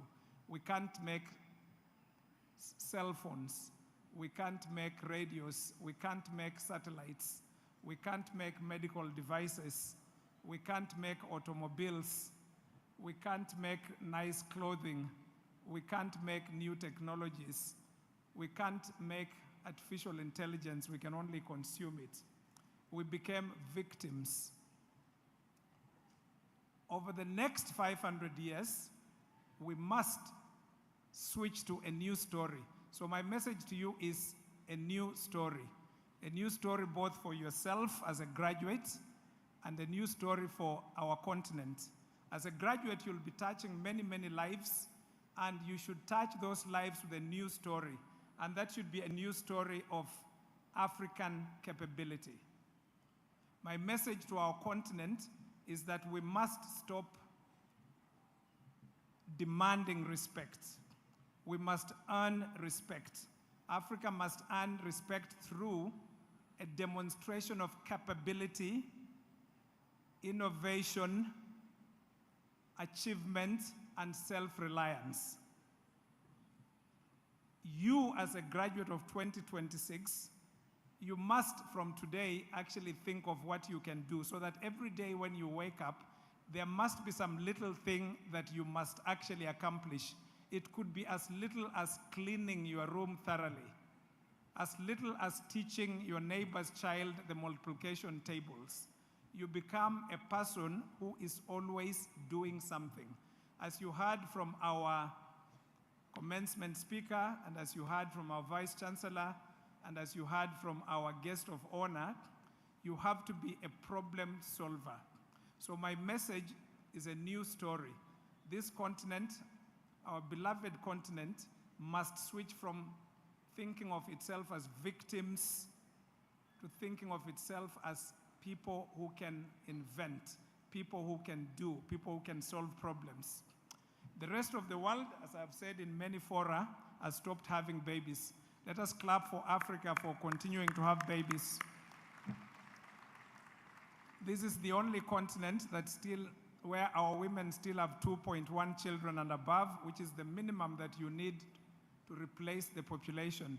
Many countries now have less than 2.1 children per woman, and in about 50 years, they will rely on us for skilled labor and unskilled labor. So the education that Cavendish is giving you and those who come after you is both for Africa and for the rest of the world, because we are still having babies. But make sure that we all work together to make sure that these are babies who have knowledge, skills, attitudes, ambitions, and habits for success and capability.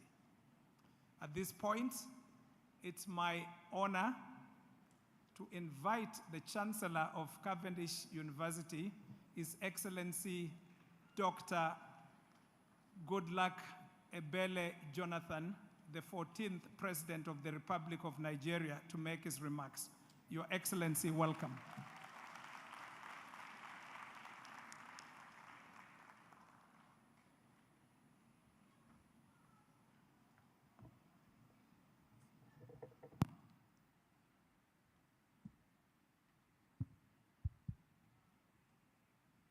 The guest of honor, Honorable Sanjay Tana, Minister for Trade, Industry and Cooperative. Of course, he has left us. Members of the diplomatic corps are here with us. The commencement speaker, Dr. Cosmos Onkreze, Superintendent, Industrial Venues, Chains Development, Science, Technology and Innovation Secretariat, thank you for your brilliant speech. The Pro-Chancellor and Chairman of Council, my good friend, Professor Olubai, thank you for your leadership. The Vice-Chancellor, visiting Vice-Chancellors, esteemed members of the University Council, the Executive Director, Deputy Vice-Chancellor, Directors, Deans, eminent guests in your own respective capacities, distinguished faculty, proud parents, guardians, sponsors, and most importantly, our remarkable graduates of class of 2026. Good morning to all of us here today. Let me again begin by extending my warmest courtesies to His Excellency President Yoweri Museveni, my gracious host and brother, for his commendable efforts in advancing education and promoting broader development initiatives in Uganda and across Africa. Welcome to the 15th graduation ceremony of Cavendish University Uganda, the class of 2026. Just look around this arena today. Look at the pride in the eyes of your parents. Feel the energy in this hall. I extend my most heartfelt congratulations to every one of you.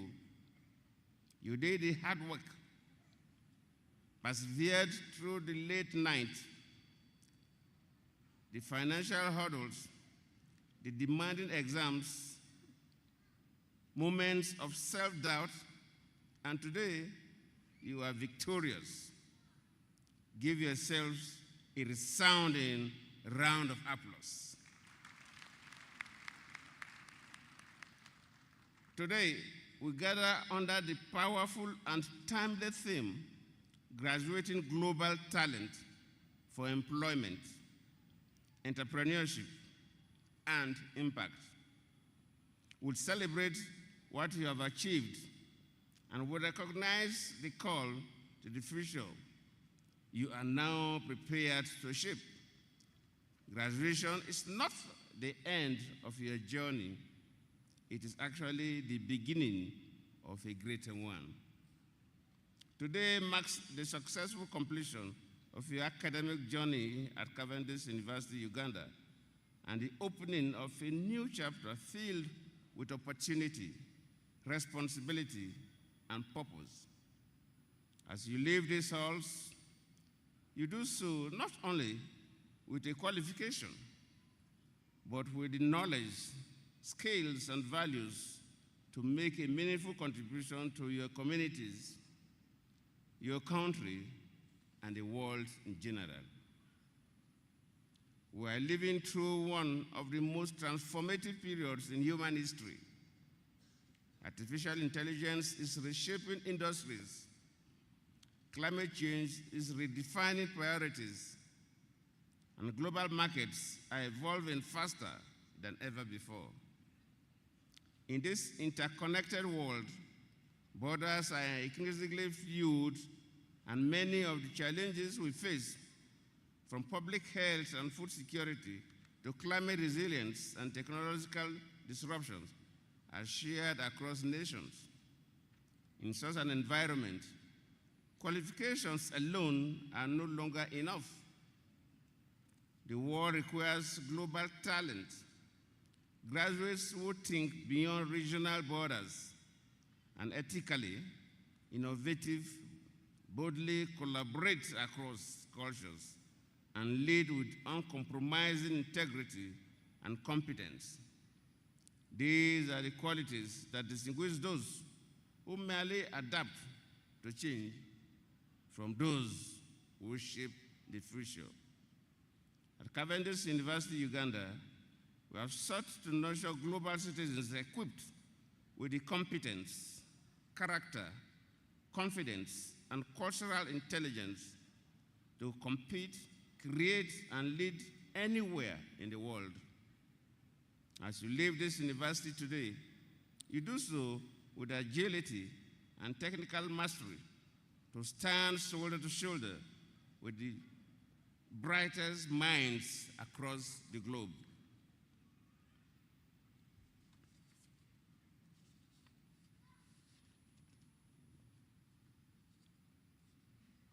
More importantly, you live not merely holding a qualification, but carrying the responsibility to make that qualification matter, to use your knowledge in service of humanity, and to create meaningful change wherever your journey takes you.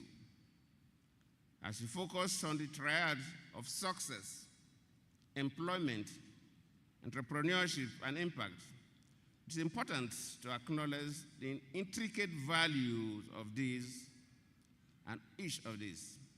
Employment remains an important aspiration.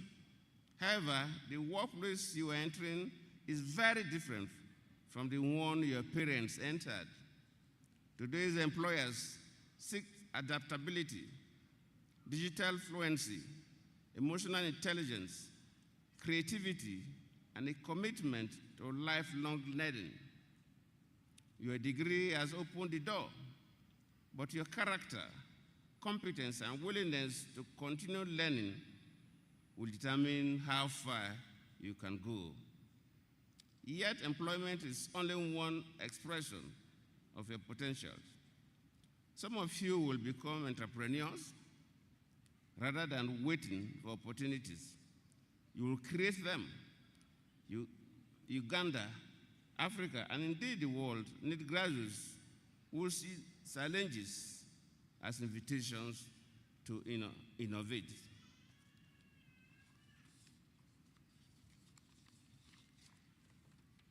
Whether in agriculture, technology, healthcare, education, manufacturing, or the creative industry, Your ideas have the power to generate employment, strengthen economies, and transform communities. As Muhammad Yunus, Nobel Peace Prize laureate, observed, a job is a very good thing, but entrepreneurship is what changes an economy.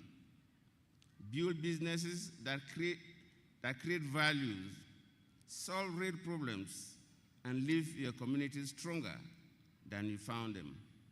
And then we arrive at what I believe is the most important word in our theme, the word impact. Impact is the one achievement that outlasts every title and every career.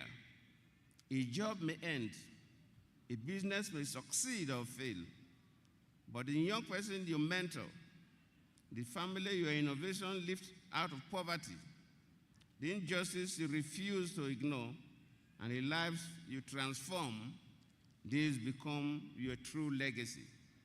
Success should never be measured only by income, influence, or position. It should ultimately be measured by the difference you make in the lives of others. Your education is a public trust. It equips you not merely to improve your own circumstances, but to uplift your family, strengthen your community, contribute to Africa's development, and leave the world better than you found it. As a saying often attributed to Maya Angelou reminds us, people will forget what you said, people will forget what you did, but people will never forget how you made them feel. That is impact. Therefore, as you step out of these doors today, I charge you to build your careers on three vital pillars. The first, exceptional employability. Be more than an employee, be a solution. Bring integrity, excellence, resilience, and adaptability to every organization you join. In a world of constant change, those who learn, unlearn, and relearn will always remain relevant. Second, fearless entrepreneurship. To those with the courage to build, do not become problem bearers, become problem solvers. Africa and the world need job creators. Look beyond obstacles and identify opportunities. Look around your communities and identify unmet needs. Embrace innovation. Have the courage to transform challenges into sustainable enterprises. Build businesses that generate meaningful employment, create shared prosperity, and drive social and economic progress. Remember, the future is not something we wait for. It is something we create. And it belongs to those bold enough to imagine it, disciplined enough to build it, and resilient enough to see it through. Third, unwavering impact. Whether you serve in government, lead a multinational corporation, establish your own enterprise, or work in your local community, never separate success from service. Professional excellence reaches its highest expression when guided by compassion and purpose. Lead with humility, lead with courage, lead with compassion. Let your success become the ladder by which others rise. Before I conclude, I would like to speak to the parents, guardians, and sponsors who have journeyed alongside our graduates. Today is a celebration too. Behind every graduate is a story of sacrifice, school fees paid during very difficult seasons, words of encouragement offered during moments of doubt, prayer whispered in hope, and countless acts of love and support. Your investment has helped shape the graduates we celebrate today, and your sacrifices are reflected in every achievement they have earned. May I kindly invite you to stand, and those parents and guardians that are here, we invite you to stand so that we may recognize and honor your invaluable contributions to our children. Are there some of them here with us? Parents and guardians. So clap for our parents and guardians that are here with us to celebrate our graduates. Thank you. Please be seated. To our Vice Chancellor, the Executive Director, members of Council, faculty and staff, thank you for shaping not only knowledgeable graduates, but responsible citizens. Your dedication has transformed lives and strengthened our nation. Class of 2026, go forth confidently into the global arena. Be employable in your skill, entrepreneurial in your thinking, and impactful in your purpose.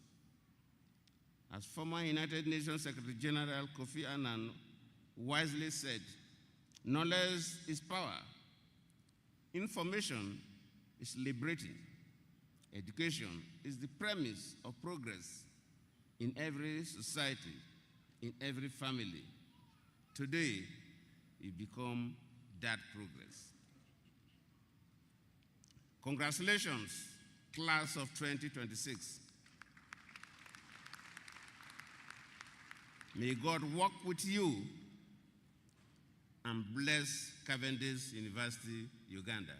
I thank you all.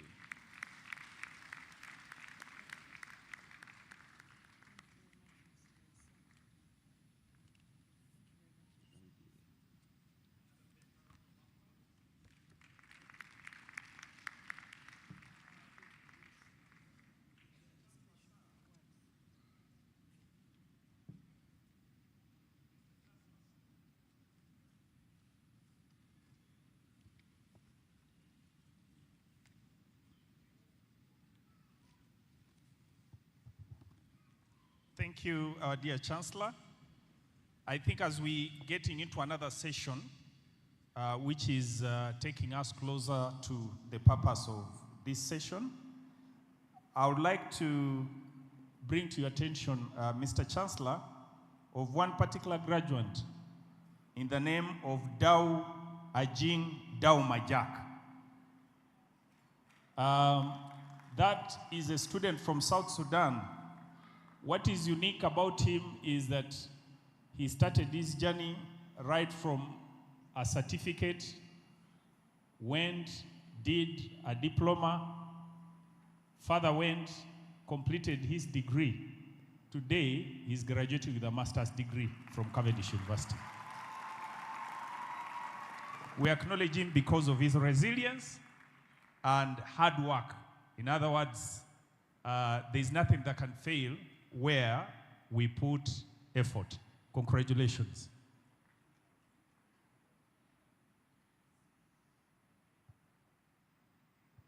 And by the way, for the record, Joan Comfort Agazu, my co-MC here, is not necessarily a professional MC. Don't think we have hired her. She's our second year, semester 1, Bachelor of Journalism and Mass Communication.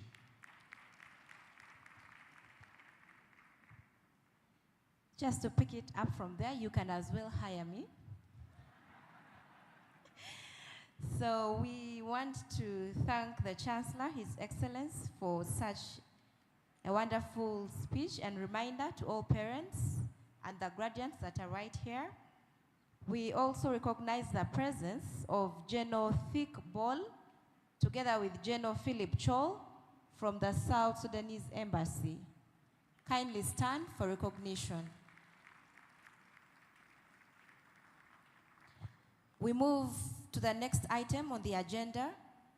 I take the pleasure to welcome the Executive Director of Cavendish University, who is going to take the students through the pledge of ethical leadership. Ladies and gentlemen, let's put our hands together for Mr. David Mutabunura.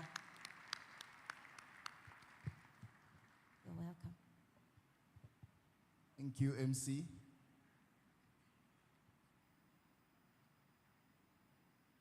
Our dear Chancellor and students present, we have heard that university education is not about just knowledge and skills, but equally about behaviors and values. And we have been challenged that these should take us to driving Africa's growth and development in the next 500 years. So it is my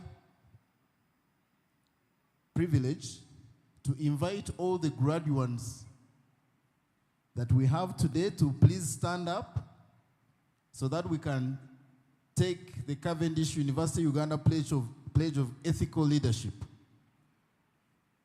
All the graduates. This is your commitment to ethical leadership, one of our pillars in our mission. So you're going to repeat after me as you take the pledge of ethical leadership by saying, we, the class of 2026 of Cavendish University Uganda, do recognize that we share a common set of beliefs, ideals, and values that govern our individual behavior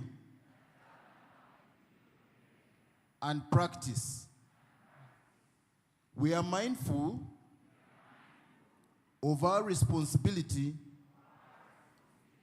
to provide ethical leadership. We therefore hereby take with unreserved commitment the Cavendish University Uganda pledge of ethical leadership, to lead wherever we shall be, even without formal designation or office, to lead with values of integrity, humility, and respect, to lead with innovation by challenging the prevailing assumptions and continuously improving ourselves,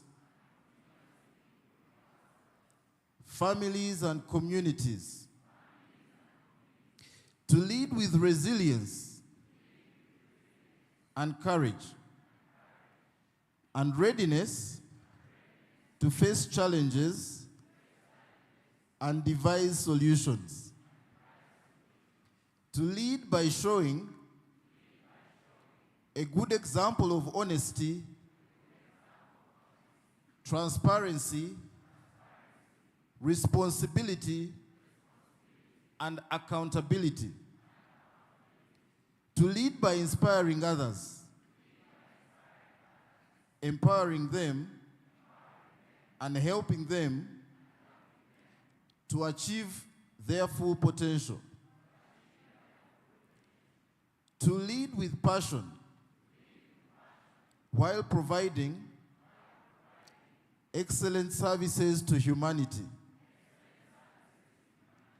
May God help us to keep this pledge. God bless Cavendish University Uganda. You can clap for yourselves and take a seat. Thank you.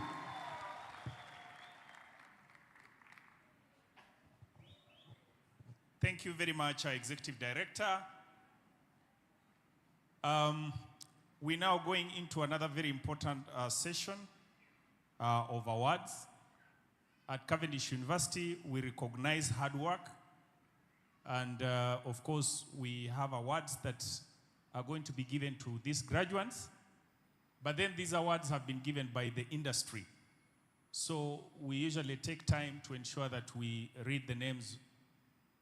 What we are going to do in the interest of time, we shall read all of them at once so that we can actually save time.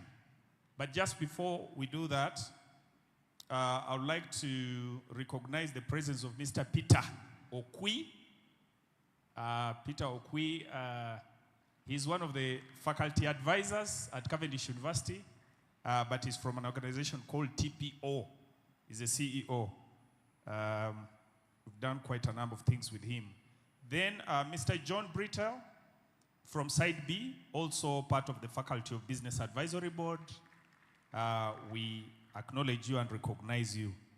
Dr. Misinde from Makerere University. I think I had Dr. Misinde. You can still stand up. Thank you. Dr. Misinde is the Director of Quality Assurance from Makerere University. Can I call my co-MC to read through the names of the awardees and our sponsors? Thank you. If they read your name, please, you just come in the interest of time so that we can do that at one go. Thank you. I think Richard, the Chief Mobilizer, you want to stand up and come here?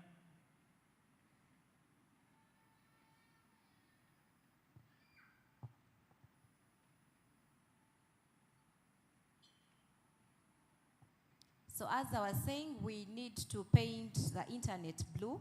I want to thank Uganda Council on Foreign Relations for tweeting. They say, congratulations to all graduates of Cavendish University.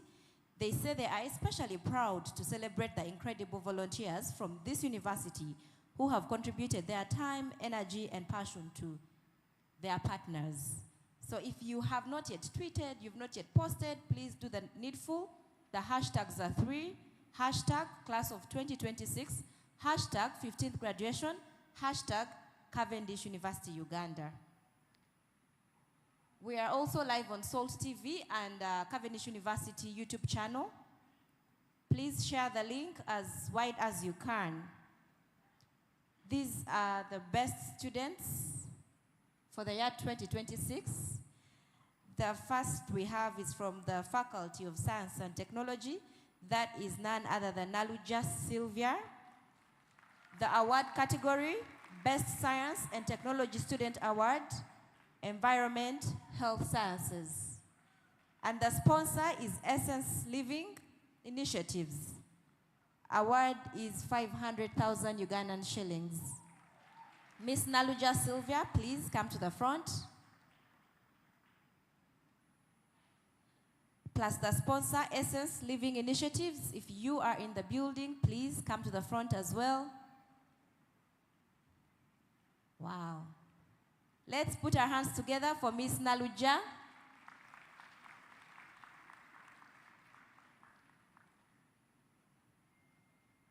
As we are working on her receiving her award, we also have William Ball Ayenyi Wiu, still from the Faculty of Science and Technology.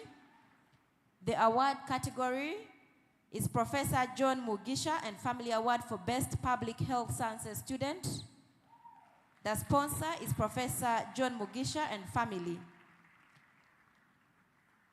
A cash prize of 500,000 Ugandan shillings and a pledge. Right there is Miss Naluja Sylvia receiving her award from Essence Living Initiatives.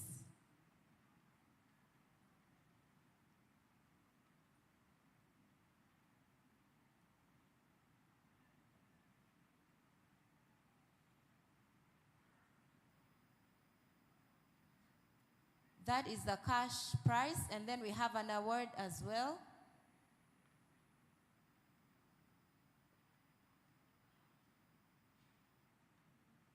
So as Professor John Mugisha hands over the award and cash, we will have Sadio Abdallahi Hussein, the best ICT student. The sponsor is Engineer Roger Sahawe, CEO of Supercom Technologies Limited. Congratulations, Ms. Sadio, the best ICT student. We are going to have the Deputy Ambassador,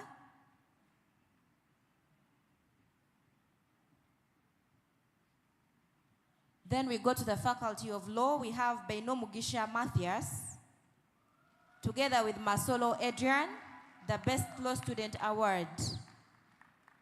The sponsor is Anguria and Company Advocates, located at plot 16B and 18B George Street, Kampala, Uganda.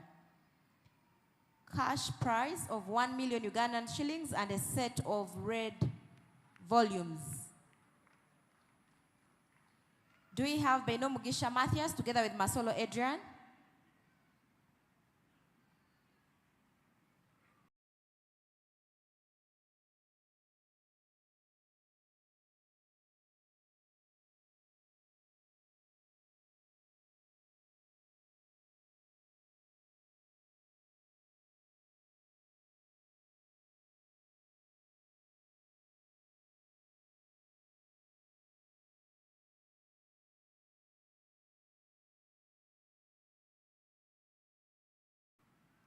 Beino Mugisha Matthias.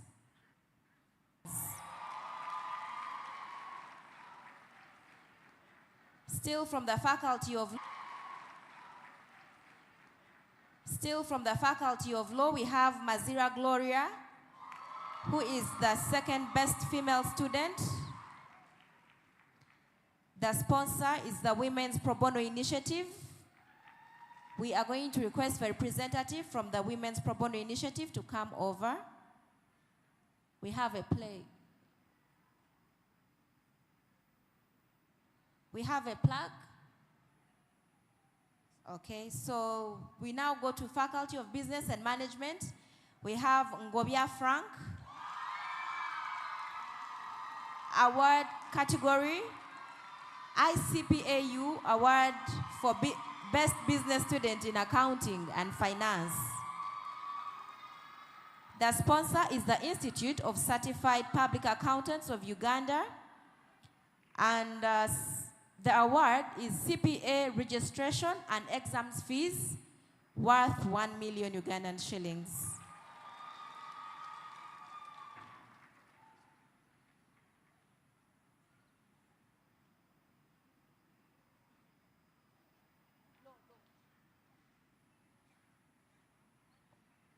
Okay, the camera crew, we need you here. So right there is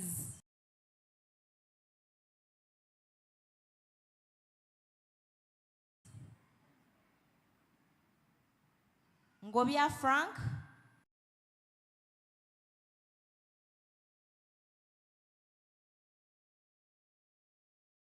After Ngobia Frank, we are going to have Mazira Gloria receive her award.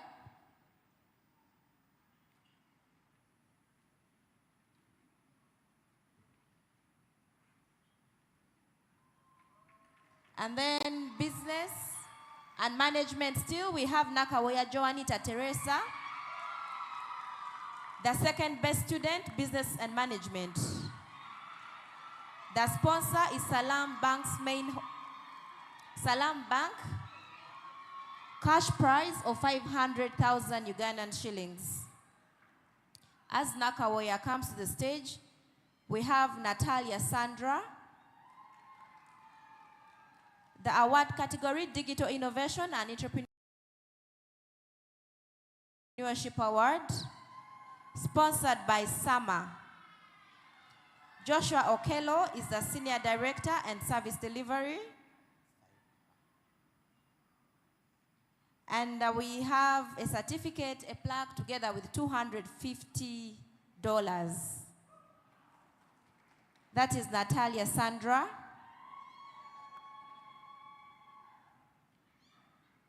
We have Senkumba Joseph, Faculty of Socio-Economic Sciences, the award category, Best Socio-Economic Sciences Student.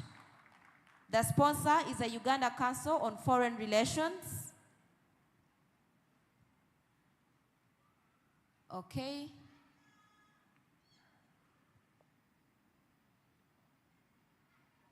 He is going to be awarded by Geno Ivan Goreta.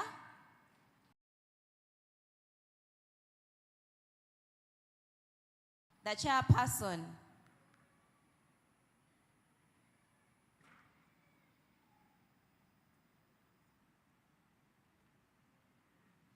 So we still have Natalia with us here, Natalia Sandra, the Digital Innovation and Entrepreneurship Award. Natalia is right here on my left-hand side. And then on my right here,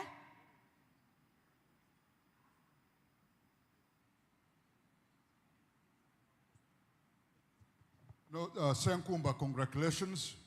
And I want to wish you the best in your new journey.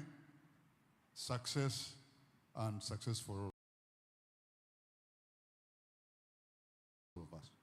God bless you.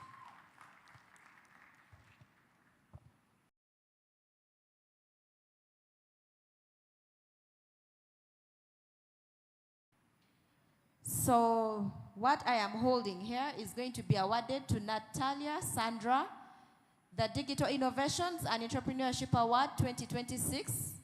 It says Pure Flare Incinerators, lighting the way for sustainable menstrual hygiene management and development. This award is by Summer. Congratulations, Natalie. Still from the Faculty of Socio-Economic Sciences, we have Sylvester Kipkorir Chichir. Award category is Diplomatic Personality Award. The sponsor is Sandra Mubezi Sali, an alumni at the Australian Consulate. Do we have Sandra? Sylvester? And the last award that we have?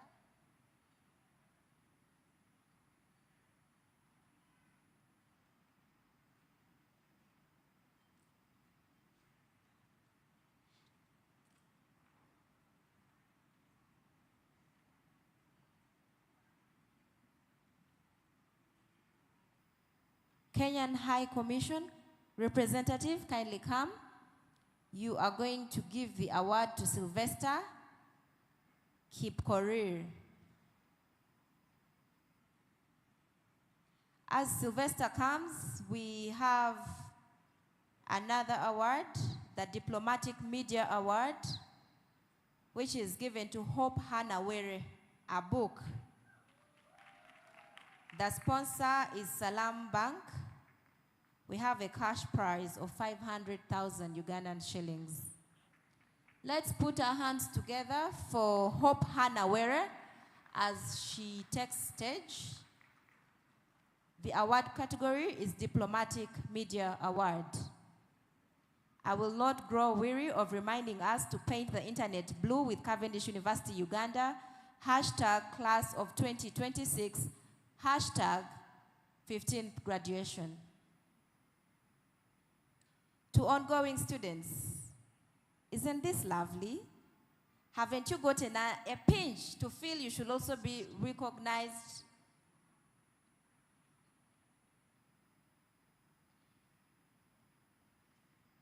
So the best student that we have this year, the overall, is from the Science and Technology. That is Sadio Abdallahi with 4.81.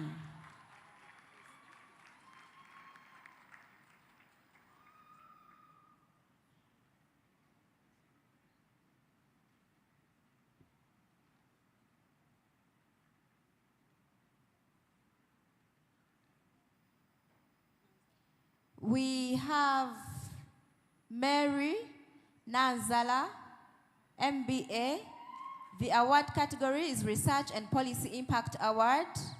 The sponsors are Startup Uganda. Kindly come to the front. Mary Nanzala, together with Startup Uganda.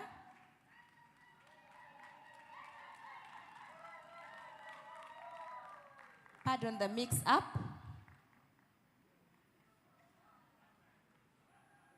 Nanzala is on her way. Let's please cheer her on.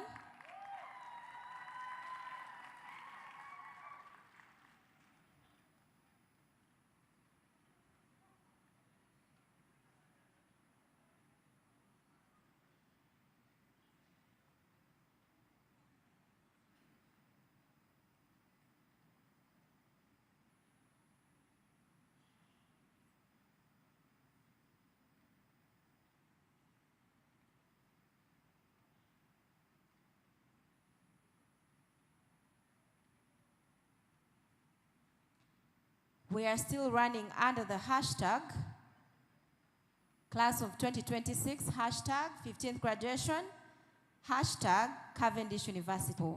It's not easy to be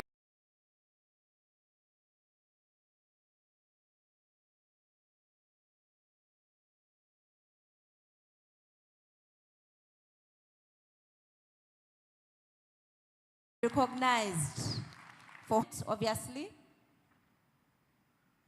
I know this is the part that most of us have been waiting for.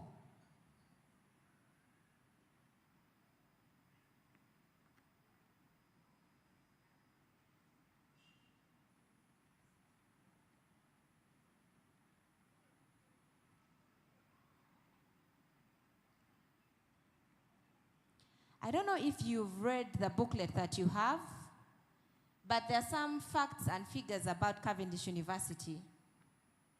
The graduates in alumni network were about 13,481. Those are people that can give you a job. Some of us are seeing these as just figures, but it means a lot. Do you know what it means when you're going somewhere for a job interview and you find an alumni? It hits different. So don't take these numbers for granted. Cavendish University has 47 nationalities,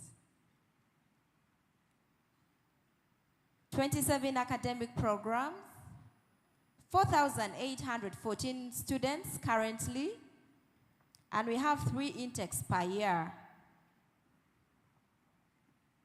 We have School of Law, School of Business and Management, Science and Technology, Socio-Economic Sciences. Over to you. Thank you, MC. You want to clap for her and also to clap for the awardees. Now, as they were making recognition of these best students, and as we dive into academic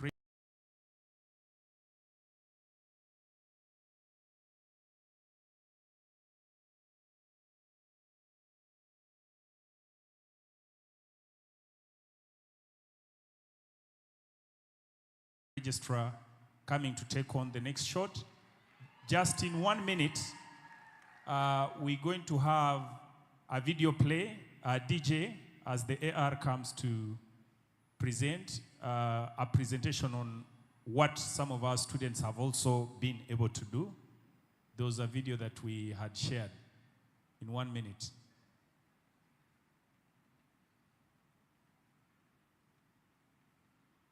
But I'm also happy to recognize Sandra Nabagereka, who has always been with CUU. I don't know, I saw her here. I don't know where she's gone.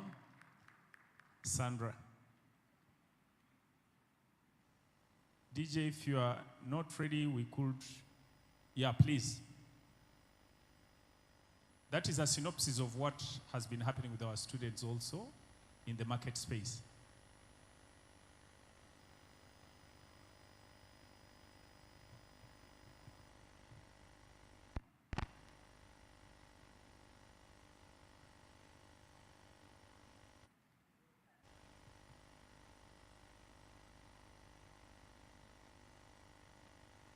Okay, since we have AR ready, Please, we may not waste any more time, but we shall play that later. You're most welcome.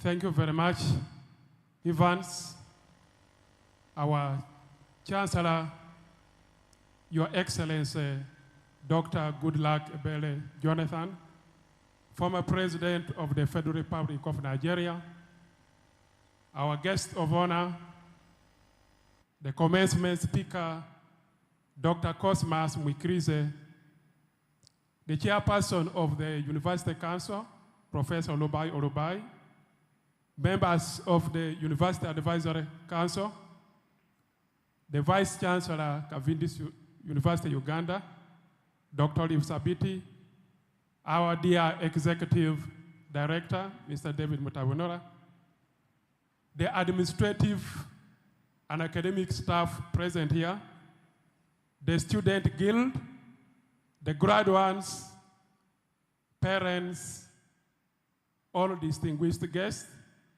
ladies and gentlemen. Mr. Chancellor, sir, allow me to congratulate the class of 2026. I think I have not yet had enough. Again, another round. And the next one is going to be for our parents and sponsors. And then we cannot forget to also thank our dear professors and management.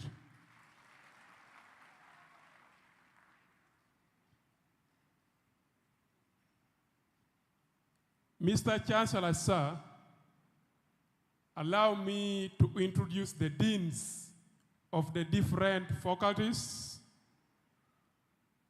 and later I will invite them to present their candidates for the award of certificates and diplomas and conferment of degrees. Professor Alex Thomas Ijo, Director, School of Postgraduate Studies. Graduates, can we give our deans energy to read our names? We have Professor Norman Mugarra, Dean of the Faculty of Law. We have Dr. Udhaifa Busolwa, Dean of the Faculty of Socioeconomic Sciences. We have Dr. Faith Mugisha Abiona, Dean, Faculty of Business and Management. We have Professor Alon Kimwise, Dean of the Faculty of Science and Technology. Our dear graduates, you will stand up when your name is read. The male graduates will take off their caps, while the female graduates will keep theirs on. All graduates will remain standing as the Chancellor awards the certificates, diplomas, and confers the degrees, and thereafter you will resume your seats.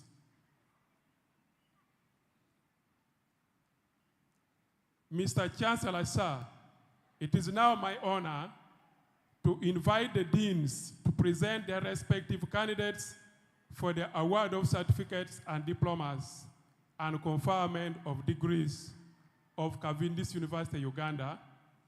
And we are going to begin with the School of Postgraduate Studies and Research, followed by the Faculty of Law, Faculty of Socioeconomic Sciences, Faculty of Business and Management, and we shall end with the Faculty of Science and Technology in that order. Thank you.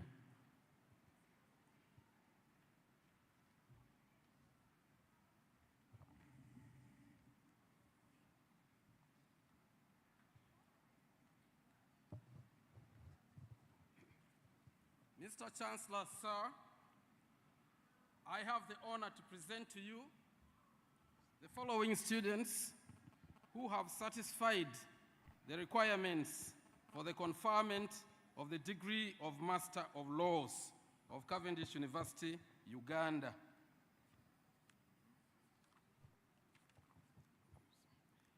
Abdullahi Sharif, Achipa Rosemary, Ayebare Donna Sechitoleko, Benon Basheka, Bugembe Barnabas,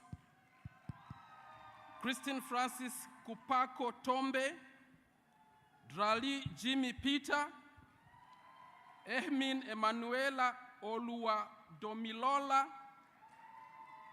Ephraim Chisusu, Immaculate Mary Aikoru, Kamba Sale Moses Wilson, Karunji Robina, Kasede John, Kobumanzi Caroline, Laurencia Collis Njau, Nankabirwa Mary, Okao Michael Dunston, Ombima Catherine Ayoma, Opolot Majid, Osman Hussein Adam Omer, Suad Abd Alal El Tahir Abdallah, Tukundane Anthony, Tumuhimbise Anthony, Tumwine Wills, Vincent Babalanda.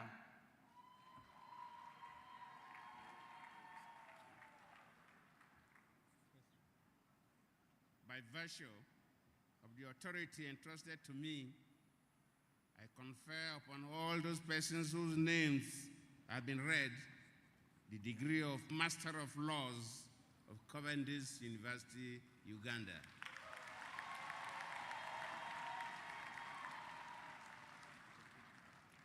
Mr. Chancellor, sir, I have the honor to present to you the following students who have satisfied the requirements for the conferment of the degree of Master of Arts in International Relations and Diplomatic Studies of Cavendish University, Uganda. Abba Deborah Victoria, Abdirahman Osman Dahir, Aber Patience, Adrico Filiam, Ahimbisibwe Patience, Aino Businje Praise, Akiror Harriet Ariko, Aloysius Seremba, Asad Muhammad Hussein, Athieno Mary Millicent, Atukunzire Shalon, Awili Fiona, Beverly Rai Mark Oklo, Chandiru Alice Ogunu, Eben Samuel Williams, Edmund Dog Fonuo como Goldomo, Emokor James, Amza Ibrahim Ahmed Dalil, Hanyerere Hatie Wright, Ibrahim Musa Hussein Ali, Ilakut Stephen, Kajangu Moses, Luanga Brian, Manar Abdulati Kilani, Ismail Guido Adam, Mohamed Ajak Abdallah Arke, Mohamed Adam Hamid Mohamed, Mohamud Abdullah Hussein, Obale Cosmas, Octavio Teixeira Kalitoko, Opio Sharon, Peter Buvumbo, Philip Dieu Gatdet Diu, Tumusime Esther, Wandera Jude. By virtue of the authority entrusted to me, I confer upon all those persons whose names have been read the degree of Master of Arts in International Relations and Diplomatic Studies of the Cavendish University, Uganda. Mr. Chancellor, sir, I have the honor to present to you the following students who have satisfied the requirements for the conferment of the degree of Master of International Relations and Diplomatic Studies of Cavendish University Uganda. Abdul Kadir Fatima Karfi, Adio Caroline Betty, Ali Juma Adel, Hashmatullah Weisi, Mwesigwa Joseph, Nadra Juma Mohammed.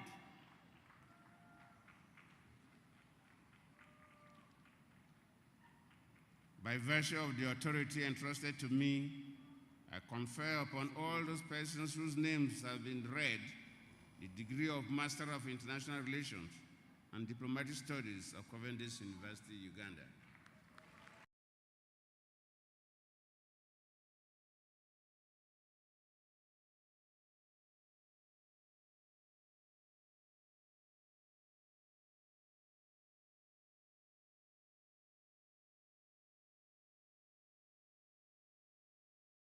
Biarugaba, Innocent Charles Bruno,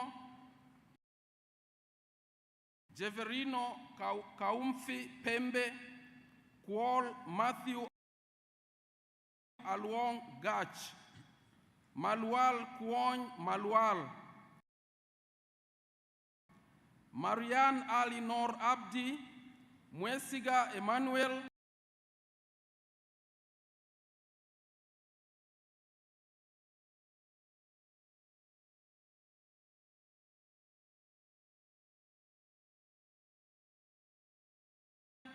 Mohammed Abdi Hussein, Mohammed Ayanle Hassan, Mugume Joseph, Mukomo Kiekie Fideline, Nuwa Naishe Stewart, Nuwa Wenka Simon Peter, Nyiwan Patrick, Osuro John, Peter James Denglual, Richard Anthony Damas, Richard Opige, Robert Tagola Naimuli, Rukundo Robert, Samuel Obedgiu,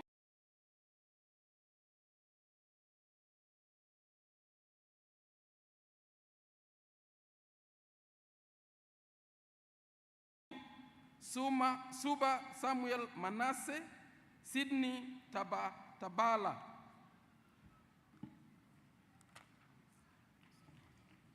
By virtue of the authority entrusted to me, I confer upon all those persons whose names have been read the degree of Master of Security Studies of Cavendish University, Uganda. Mr. Chancellor, sir, I have the honor to present to you the following student who has satisfied the requirements for the conferment of the degree of Master of Arts in Development Studies of Cavendish University, Uganda. Ntongo Caroline.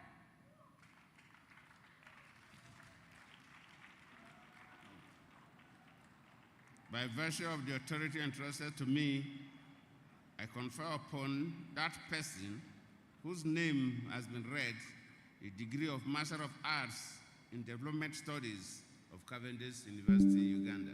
Conferment of the degree of Master of Business Administration of Cavendish University, Uganda.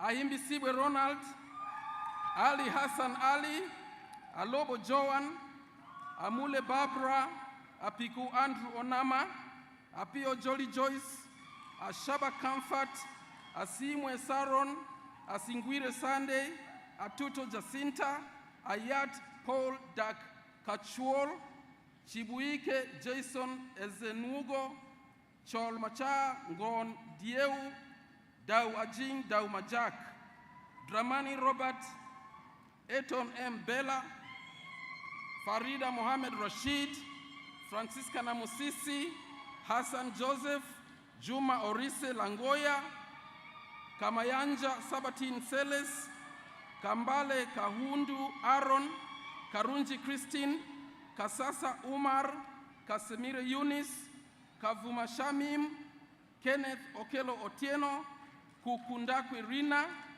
Kunihira Christine, Cheyune Ronald, Cho Kwijuka Lelia, Cho Muhendo Saison, Komwezi Scovia, Lalam Fiona, Lokonda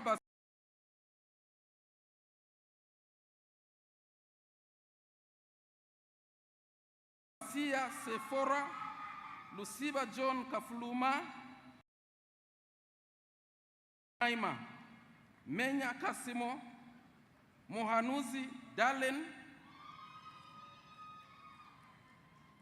Mwana Kamis Hassan Ali, Mwesezi Godwin, Nabagereka Grace Musoke, Nabaka Annette, Nakandi Helen Sesanga, Nakiemba Dorcas Gloria, Nanzala Mary, Nicola Dominique Mandil Ukeil, Nishimwe Zuriat, Nyapendi Juliet Abi, Nyombi Vicky Richardova Babirie, Ochai Timothy, Odori Albert Adelia, Odum Favor Chamaka, Oringi Andre Bruno Nicholas, Otemapip Ben Olur, Peter Logocho Konyi Lumuny, Rebecca Namutosi, Sandile Mbusi Shilongo Nyane, Sekela Mwambuli, Sebulolo Bruno Kalule, Senyonga Godfrey, Thul Riek Kwon, Wanga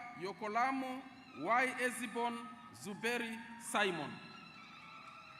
By virtue of the authority entrusted to me, I confer upon all those persons whose names have been read the degree of Master of Business Administration of Cavendish University, Uganda.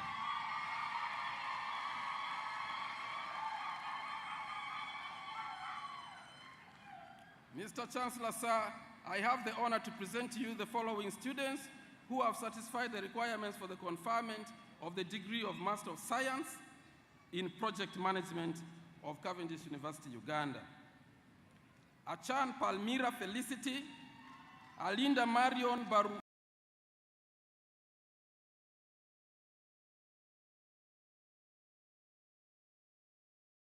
Bagarukayo, Amani Sanvura Presence, Ayebari Judith, David Malinga Okong, Dronyi Silva Wani, Eric T.G. Gaye, Guliba Florence Hakim, Gum Thomas Ajak Awang, Hilary Barugahare Friday, Joseph Akol Deng, Justin Taban James, Kerubino Deng Dolik, Kisamba Akonja, Lahat John Mayen, Matsiko Daniel, Mbabazi Brenda, Milton Kemis Jacob, Mutalaza Brenda, Mwema Kahigwa, Nambiro Maria, Nanyonga Shamim, Natasha Katondwaki, Nikirunji Diana Kavuma, Nyomon Jocelyn Elisa, Olei Bob, Otim Patrick, Owomgisha Olivia, Stella Kiden Adam Longaju, Sivana Boli, Wanderema Isa Musa, and Yuk Dennis. By virtue of the authority entrusted to me, I confer upon all those persons whose names have been read the degree of Master of Science in Project Management of Cavendish University, Uganda. Mr. Chancellor, sir, I have the honor to present to you the following students who have satisfied the requirements for the conferment of the degree of Master of Education in Educational Management of Cavendish University, Uganda. Abdi Fatah Hassan Hussein, Achola Gloria, Akelo Sandra, Anek Nampala Emmanuel, Nduhuchire Winfred, Ntuya Sadrak, Okuonzia Sharon, Onapa Moses Wawa, Turije Rachel. By virtue of the authority entrusted to me, I confer upon all those persons whose names have been read the degree of Master of Education in Educational Management of Cavendish University, Uganda. Mr. Chancellor, sir, I have the honor to present to you the following students who have satisfied the requirements for the conferment of the degree of Public Health of Cavendish University, Uganda. Abanya Already Freddy, Abdullahi Hassan Elmi, Adong Sarah, Agrippina Talian, Aisha Sande Salum, Akakambama Imamba, Alhaji Jafari, Amani Kajigiri, Amina Ahmed Abshir, Anyonga Alfred, Ashaba Rita, Ayebaziwe Ambrose, Baruka Barbara, Belansila Emmanuel Lebero, Benedict Anthony Komba, Boniface Shanje Jotham, Bridget Ben Cooper, Boai Gatluak Ngep,